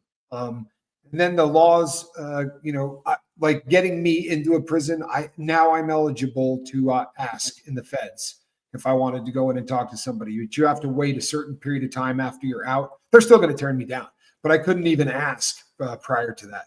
If the channel gets big enough, I could probably start to do that, and I would love to. Casper and I were talking about this yesterday. I don't think there's much that would be more rewarding than having an opportunity to go in and talk to guys that are at that moment where they're thinking about getting out, and the terror of, I'm not going to be able to make it. I'm not going to be able to, I don't know anything about this world. There are guys that are getting out that have never used a cell phone. There are guys getting out that have no idea the world they're walking into. It's pretty crazy. I remember getting out and sitting on the bus, and everybody's face was lit up because it was dark, out when the bus left. Everybody's face was lit up because they had a phone, and I was I didn't want to be a creep, but the girl sitting next to me on the bus was texting, and I was just looking at her phone, and I was just amazed by the phone. And then there was a black kid on the other side of me who was listening to music, and I was just like, wow, man. Different world. Wow. Yeah, I was just tripped out. And finally she's like, did you just get out? And I was like, yeah. I was like, I've never seen a phone like that. And she's like, really? And so she was like showing it to me, and I texted my daughter from the phone, from her phone. And it was just super cool, man. It was a trip. It was a trip.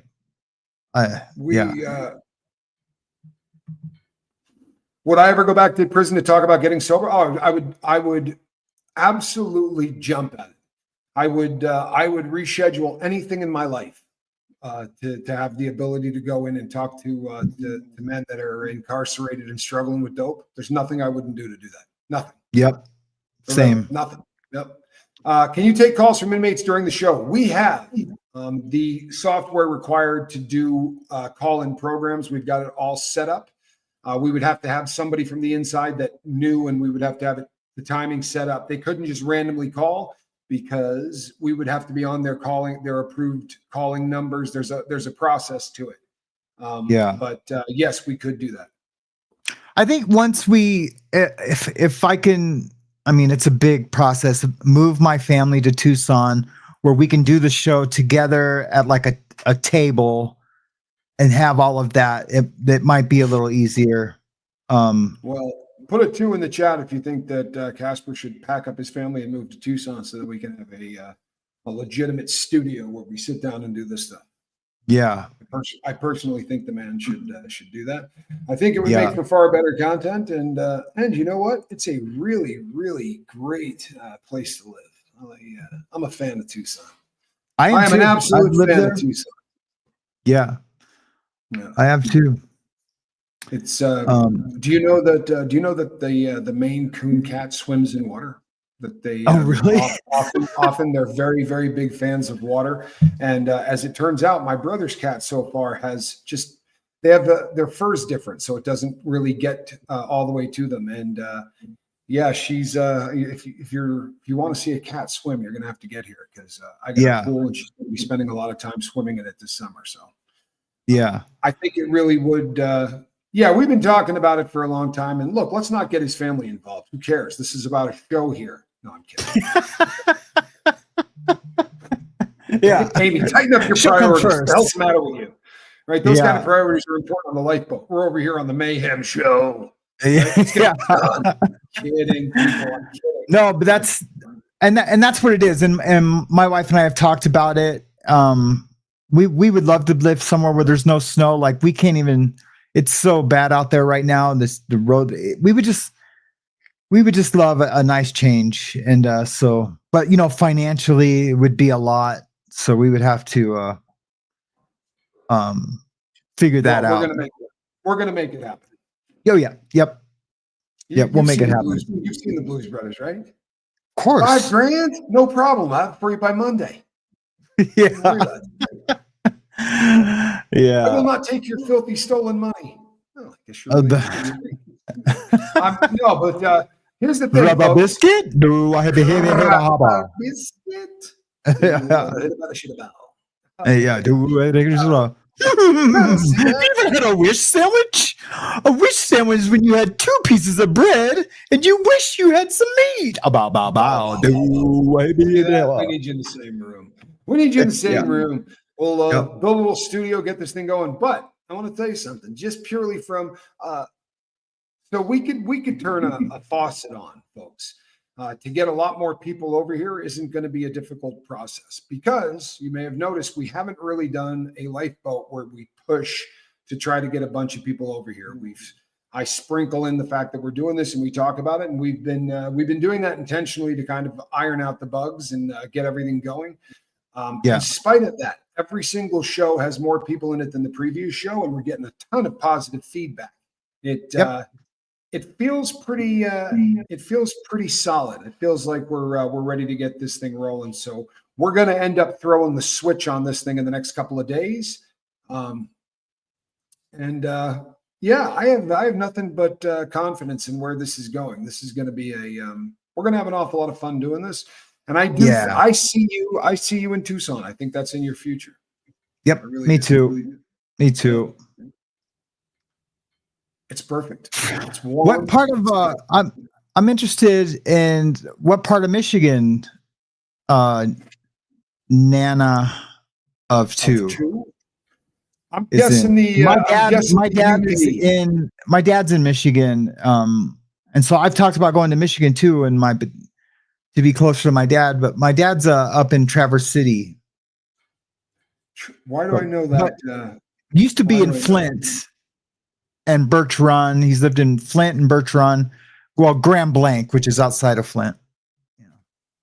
Oh, Macomb County. Nice.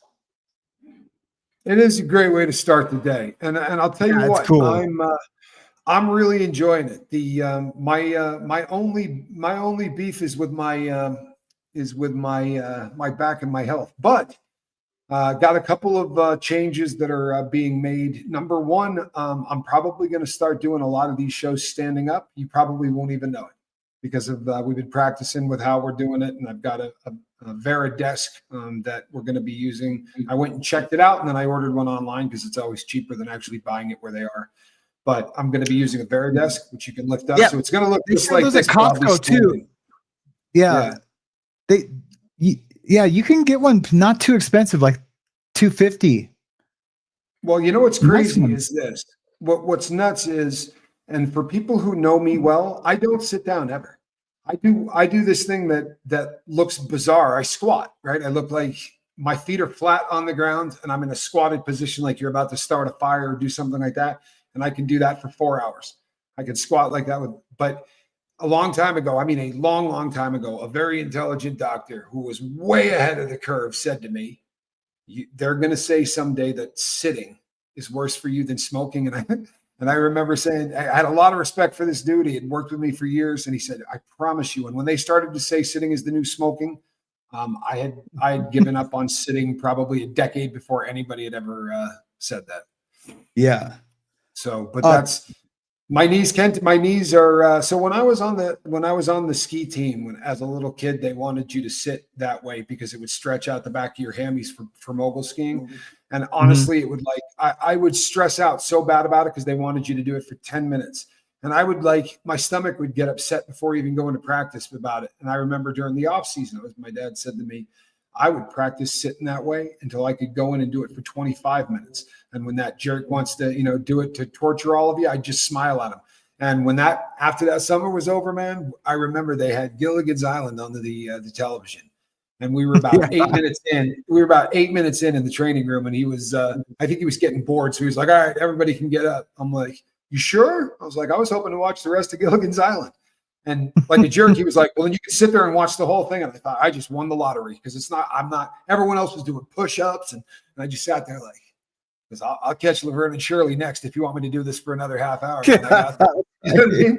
I got this. So yeah, I can. And it was funny because at the last yard I was at, we had a day room just like we had in Black Canyon, except at the very back they had a concrete wall that was probably 2.5 feet high, and I would squat on that concrete wall. So I was above everyone anyway.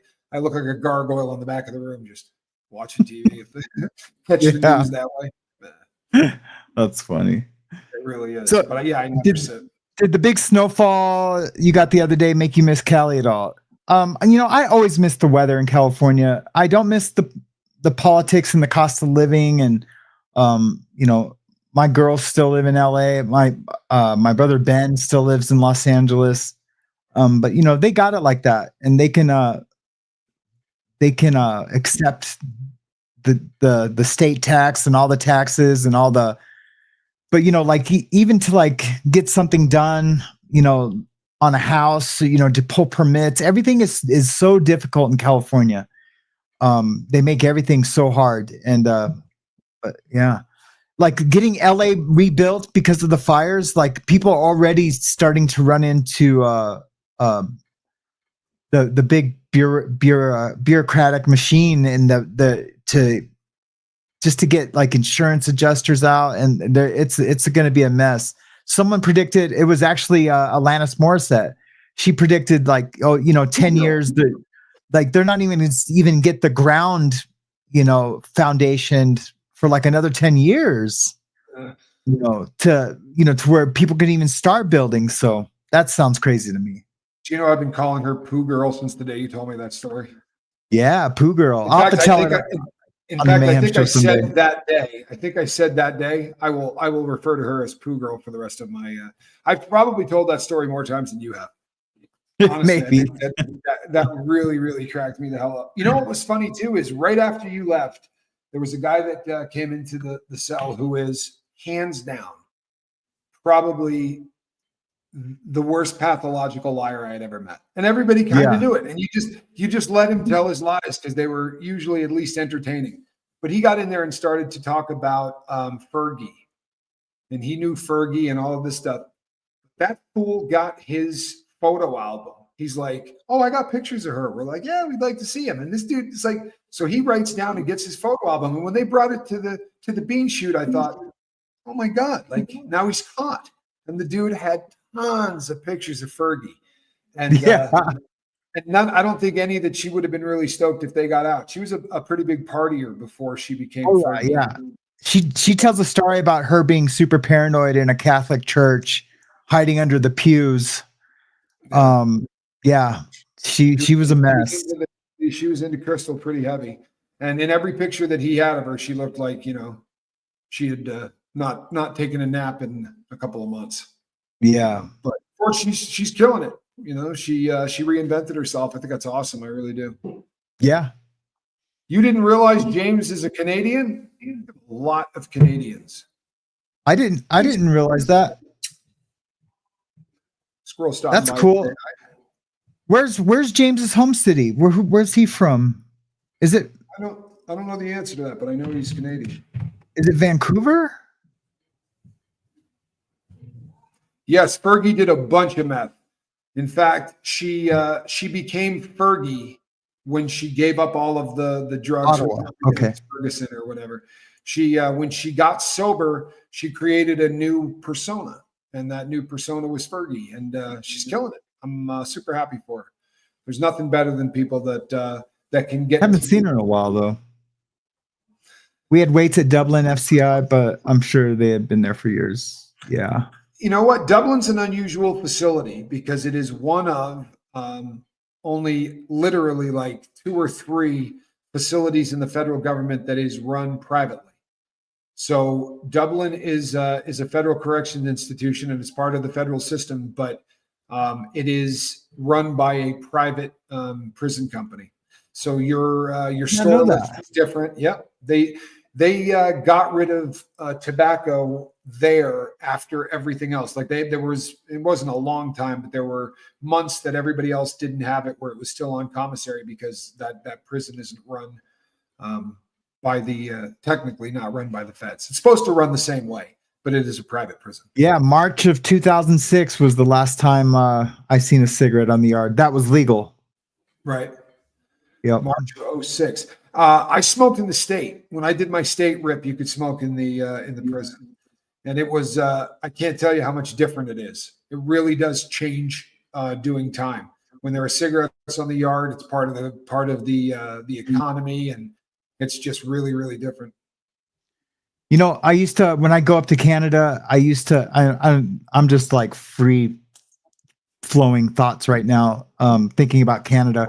I would fill my backpack up with kokanee beer, and we would go, when we go sailing on the islands, when we go hiking on all the islands up in the Gulf Islands, we would bring backpacks of kokanee beer, and yeah, I used to love that beer.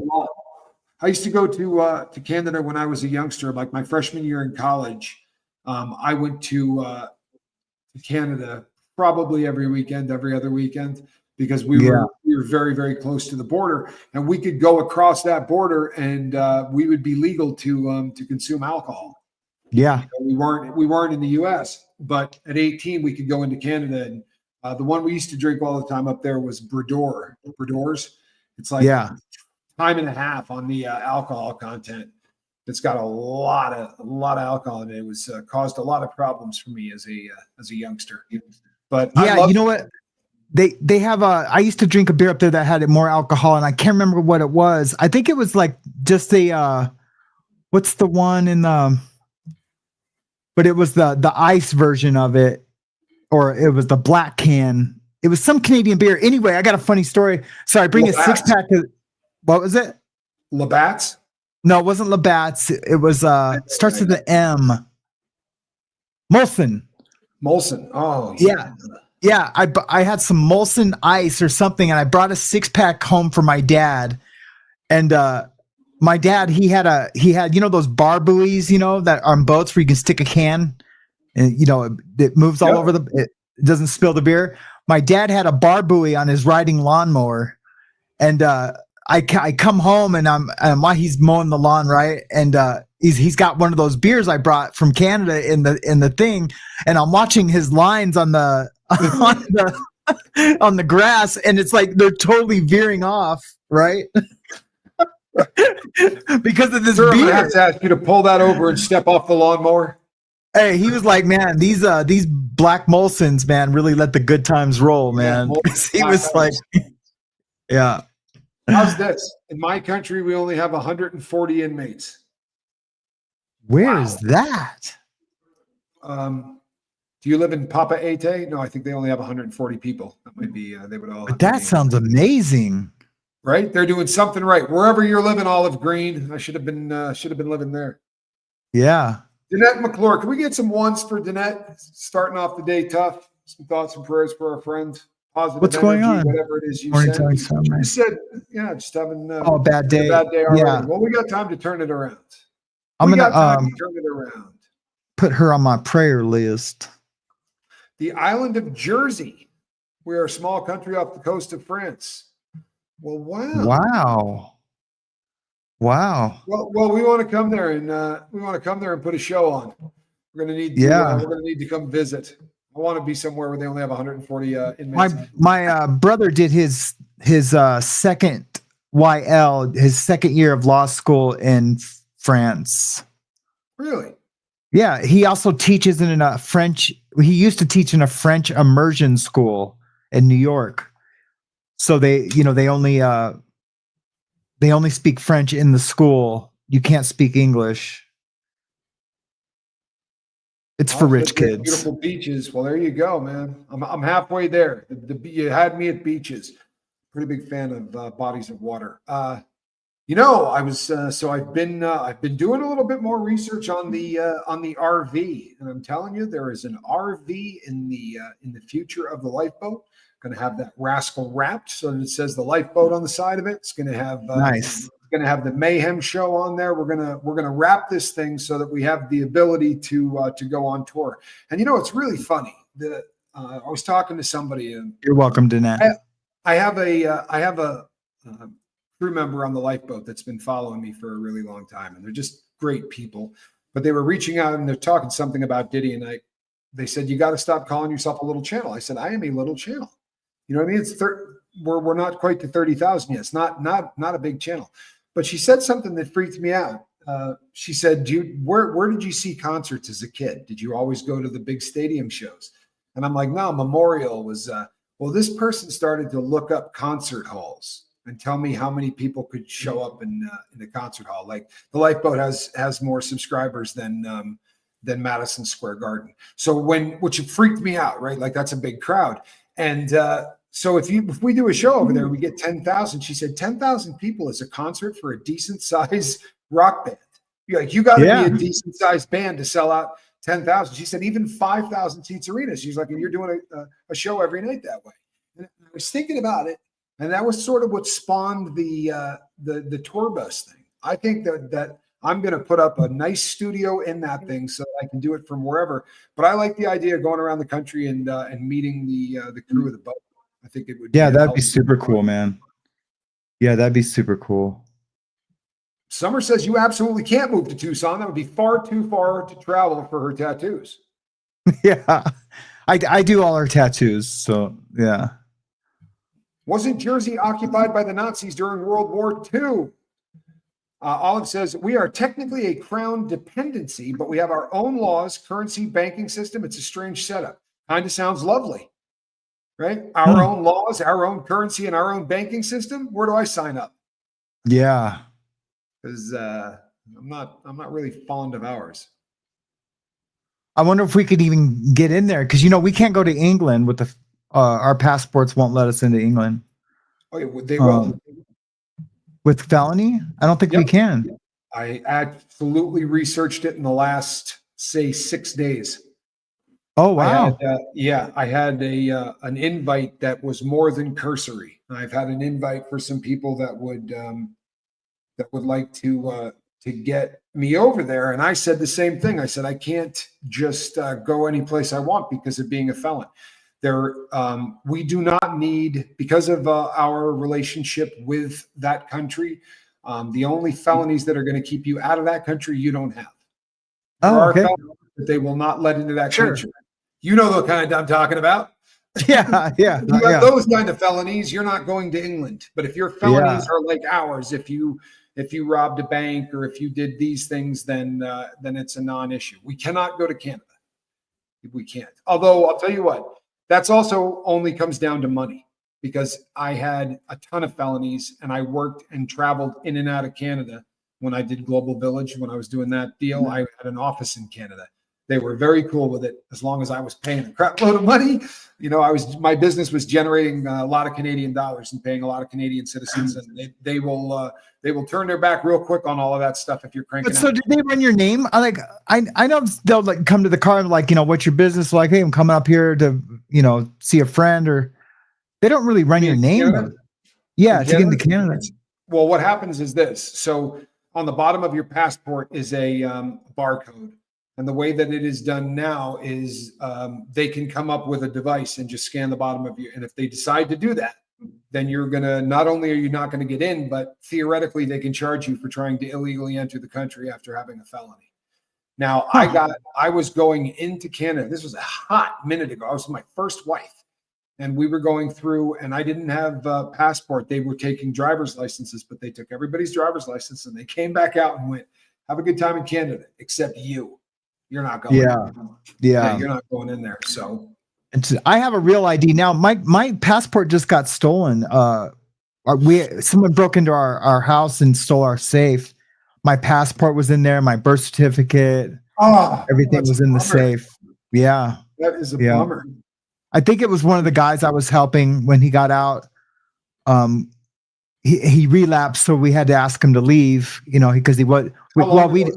let him stay for a little bit, and then we found out he had bogus charges, he couldn't be around my daughter. But yeah, but we think it was either him or somebody else that we were helping out. But anyway, yeah, stole my stuff. But I have the real ID, so I can use that as a passport, supposedly. Yeah, Right? Real ID is supposed to do the exact same thing. Yeah. When it comes to going into Great Britain, when they scan your passport, nothing that will not come up on it. Because of our particular relationship with Canada, with Great Britain, unless your felony has to do with what you were just talking about. If you've got any kind of those weird charges, then that is going to appear on your passport. That will scan. Yours will not even appear. The person that scans you won't even know that you've ever been to prison.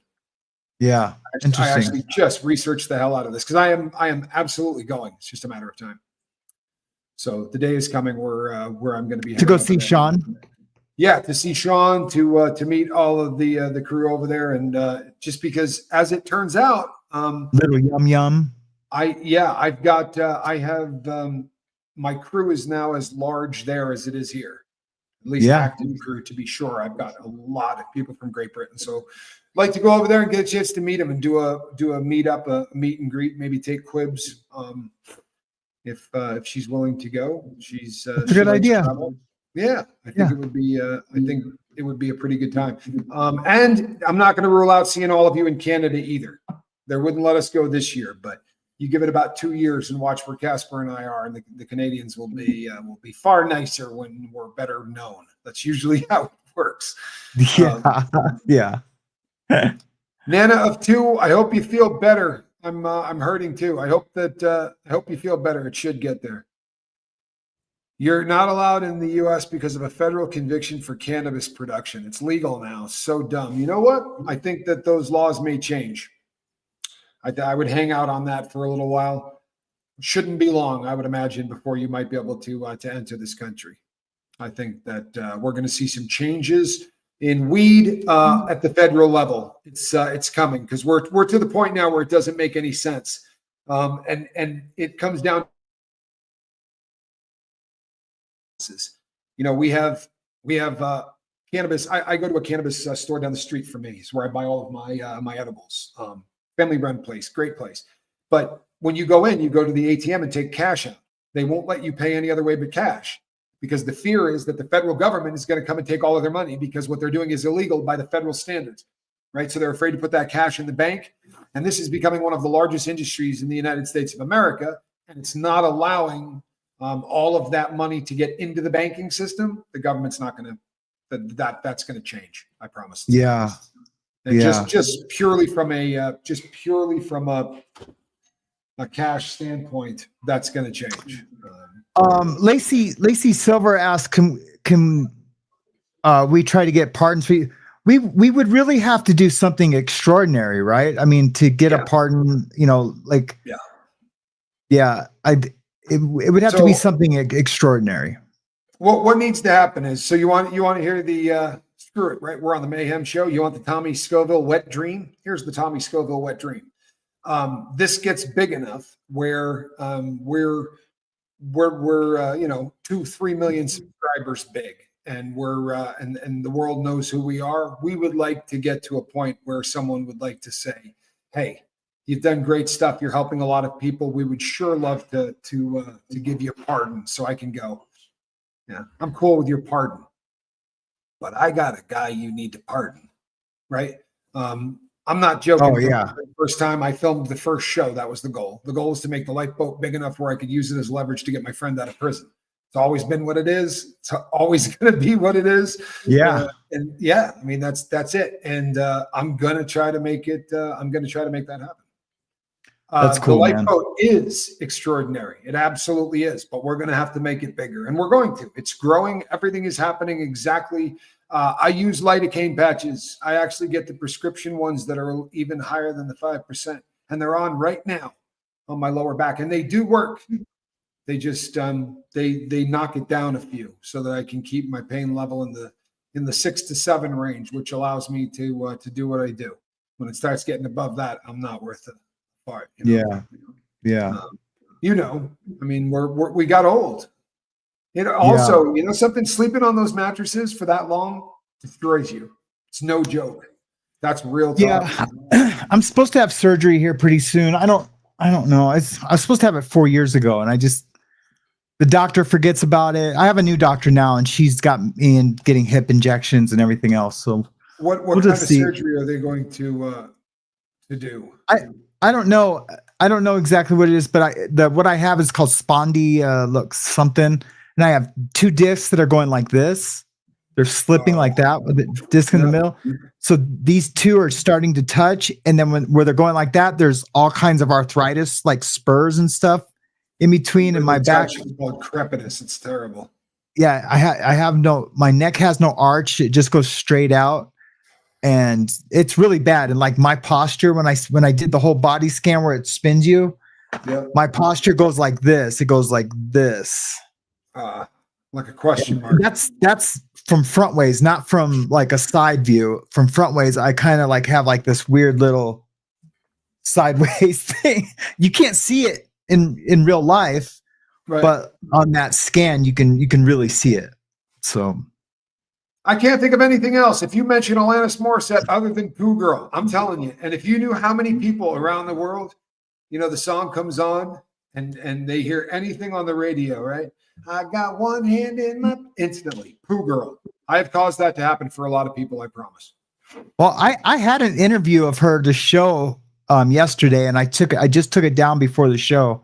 It's just her talking about doing aid for LA, and so I don't even think she lives in LA anymore. But yeah. Boy, she was when Jagged Little Pill came out. I mean, 1994. That was one of those. Yeah, that 95. Was one of those albums that, in my lifetime, that was one of those albums that was just so completely over the top. You know what I mean? It was like it changed. It was a game changer. I was in clubs and they were playing songs that you just would never have heard in a club. It's not a club song, but like they were playing her everywhere. She was just like she came and just took over. Yeah, Pooh Girl. It was all Pooh Girl in the 90s. Yeah. Sorry. So I saw her in concert too. Oh, cool. Yep. So I have one last little thing. They're trying to get Kash Patel not certified. What is it? They're trying to get him through the confirmation process. Through Congress, the confirmation. And it's just, they're really drilling him on the January 6th stuff, saying that he was like an organizer of January 6th and that he made some tweets and like that he was getting the January 6th choir together because I guess there's like a song or something. I don't know. It's all Twitter stuff. But then what's his name out of Texas, Ted Cruz actually questions him, and that's not what he was doing. He was actually getting, because he was like the what do you call it? Like the president has one, it's like his right-hand man. Who's the president's right-hand man? You mean his advisor? No, not an advisor. What do they call it? It's like who manages all his appointments and stuff. His administrative assistant? No. No idea. It's secretary? Nope. It's something of staff. Something staff. Chief of staff. Thank you. I'm sorry. There you go. So he was actually the chief of staff to the Department of National Security or whatever. Right. He was up there, and he was actually. They kept saying, "Do you need me to bring the National Guard? We're ready to come in." Like this is days before, and Nancy Pelosi kept saying, "No, we don't need him. No, we don't need him." And then the day of, they were asking local law enforcement, and it's DC, so it's also the Speaker of the House is right. the police chief, and even during it, she kept telling him, "No, we don't need any help." because they're the ones who are instigating it. But it's pretty good. We'll just play a little bit of it. I'm gonna skip this guy. He was pro cash. I'll skip. I'm a Cash Patel. By way of full disclosure, I'm all in on Cash Patel. This is the cat that told us that if he gets in there, we're going to get the Epstein files. We're going to get all of the things that we've been screaming for. This is the guy. Now, whether or not he does that he has up does say without trial. Right. I'm sorry. I'm just trying to get to the Ted Cruz. Here we go. Thank you. Thank you for saying yes when President Trump asked you to serve in this role. I think there are very few roles in all of government that are more important than director of the FBI. And there are very few roles in all of government that are more in need of a fundamental change. You and I have both spent much of our adult lives working in and around law enforcement. And the loss of respect from the American people of the FBI and of the Department of Justice is one of the most tragic developments of the last 4 years. Both the Department of Justice and the FBI have a long history of being apolitical, outside of politics, of being faithful to and focused on upholding the rule of law. That's right, keeping the American people safe. And in many ways, the worst legacy, in my opinion, of the Biden administration was the complete politicization and weaponization of both the Department of Justice and the FBI, turning them into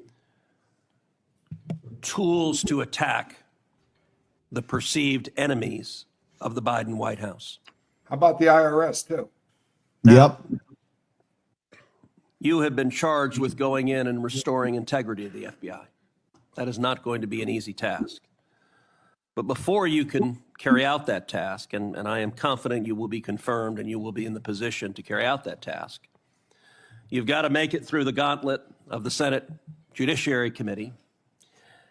And my colleagues on the Democrat side of the aisle, who I don't know how many spots on Senator Tillis's bingo card have been filled, but it looks like he's playing blackout and they're all filled right now. But you will be and have been accused of just about everything they can. But I want to focus on what several Democrats have done recently.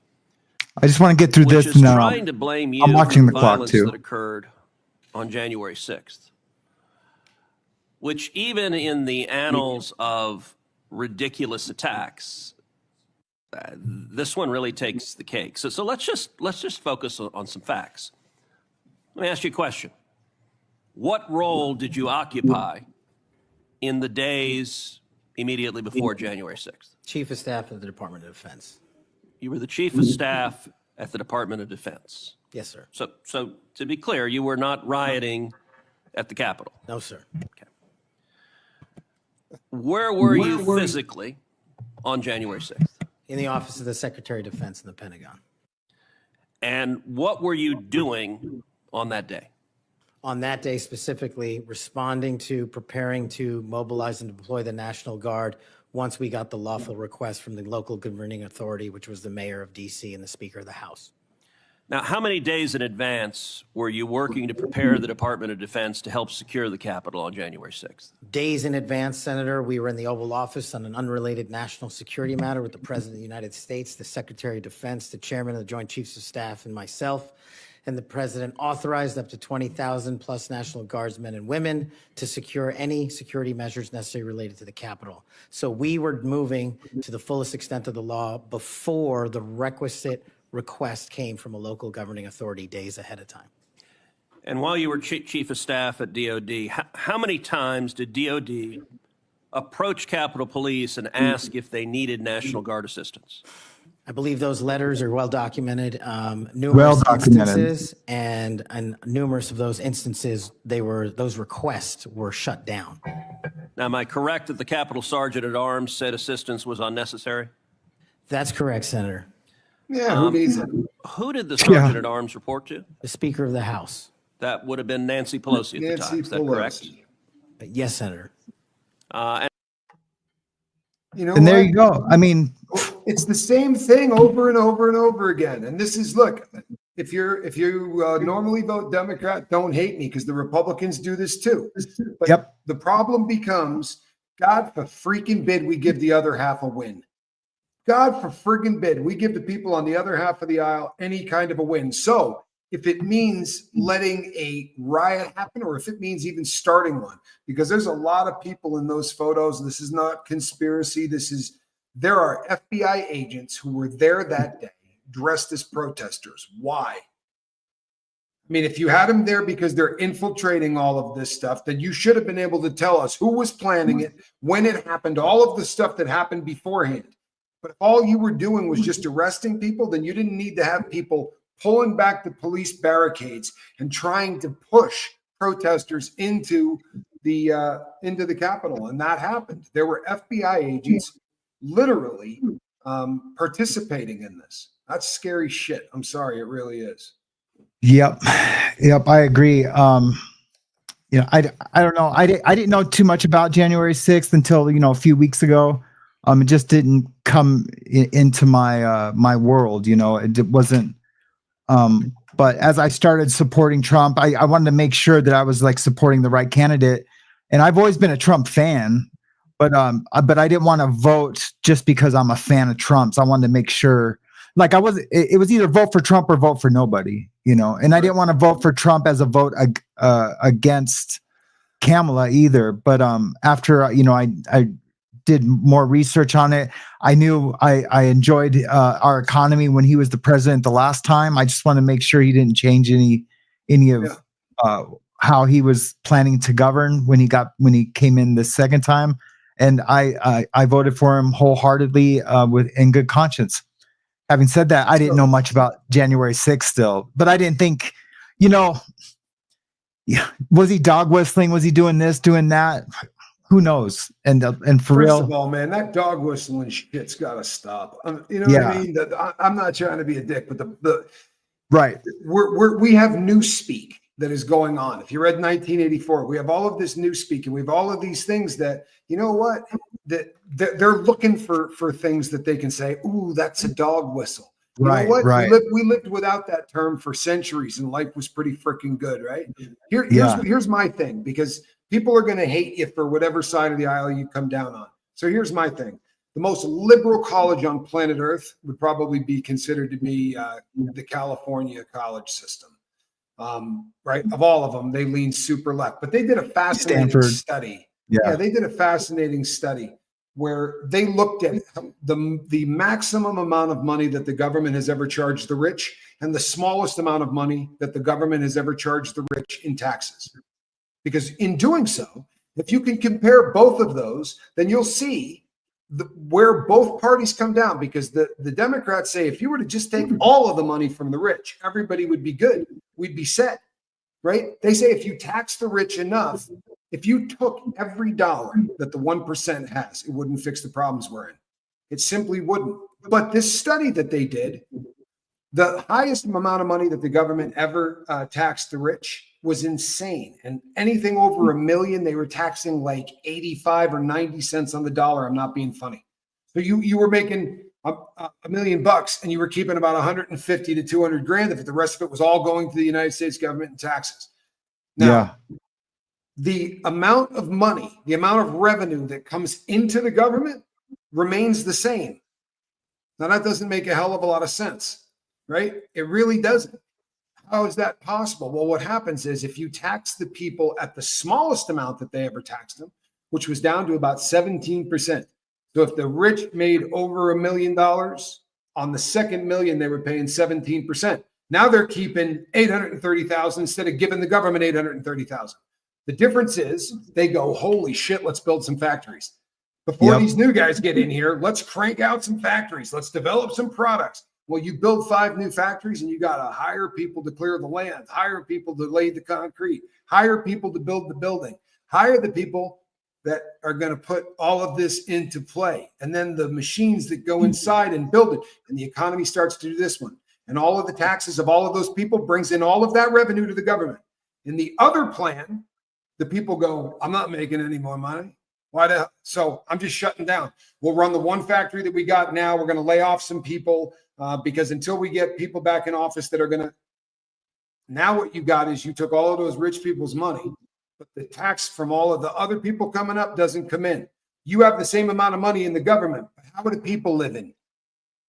When the tide starts to go up, whether you're in a rowboat or whether you're in the Queen freaking Mary, it raises every single boat.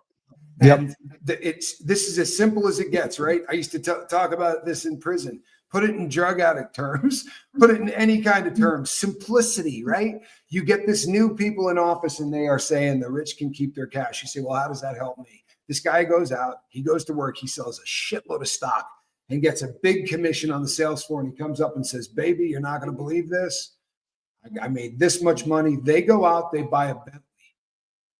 The guy that sold that Bentley gets a fat ass commission on that Bentley. And he calls his woman and says, babe, I sold the Bentley, right? We're going out on the town.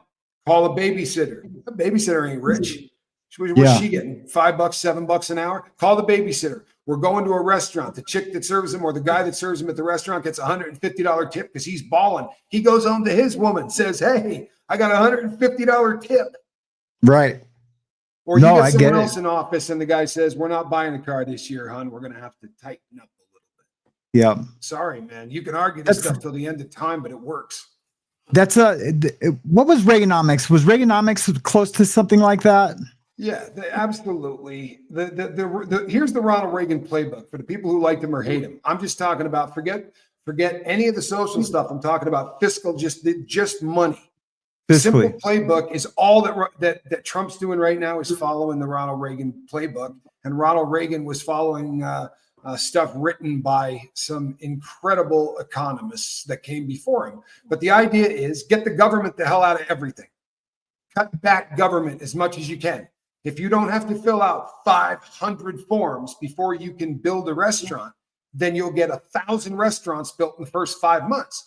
But the Democrats create a lot of jobs for people in government. Now, in order to do that, you got to pass laws so that there are 500 forms to fill out. That way you got enough government workers who have jobs. The free market pays better, right? Yep. The free market pays better than the government does. Right now, more than half of everybody in the United States of America works for the government in one way or another. That's dangerously close to getting to the point where we're a socialist country. And that's fine. If you want to live in a socialist country, that's groovy. I mean, that's cool. I'm not bummed out at anybody, but I am a dyed in the mother-loving bull capitalist because I am watched and I've never seen anything else work. And here's why. Because you can't predict love. It would be nice if you could. You can't predict charity. You can't predict kindness. You can predict greed. Trust and friggin' believe you can predict greed. So if you just corral that greed, then you get greed in every way. And some greed isn't bad greed. I'm sorry, but there's greed for wanting your kids to have the best life that they can have. If there's greed to want to live in the best communities that you can live in. There's greed that I don't want to live in a society where people are R-wording people at random. Anytime they want to do anything. It's the stuff that makes us hate the Diddy's of the world is because we crave justice, right? We want a lot of stuff in this world that we don't get because of people in power who think that they're going to make the decisions for all of us. In 2025, people, I swear to you, there's going to be a massive shift, and it isn't just because of what's happening in the economy. It's because the world is realizing that we gave it a try the other way.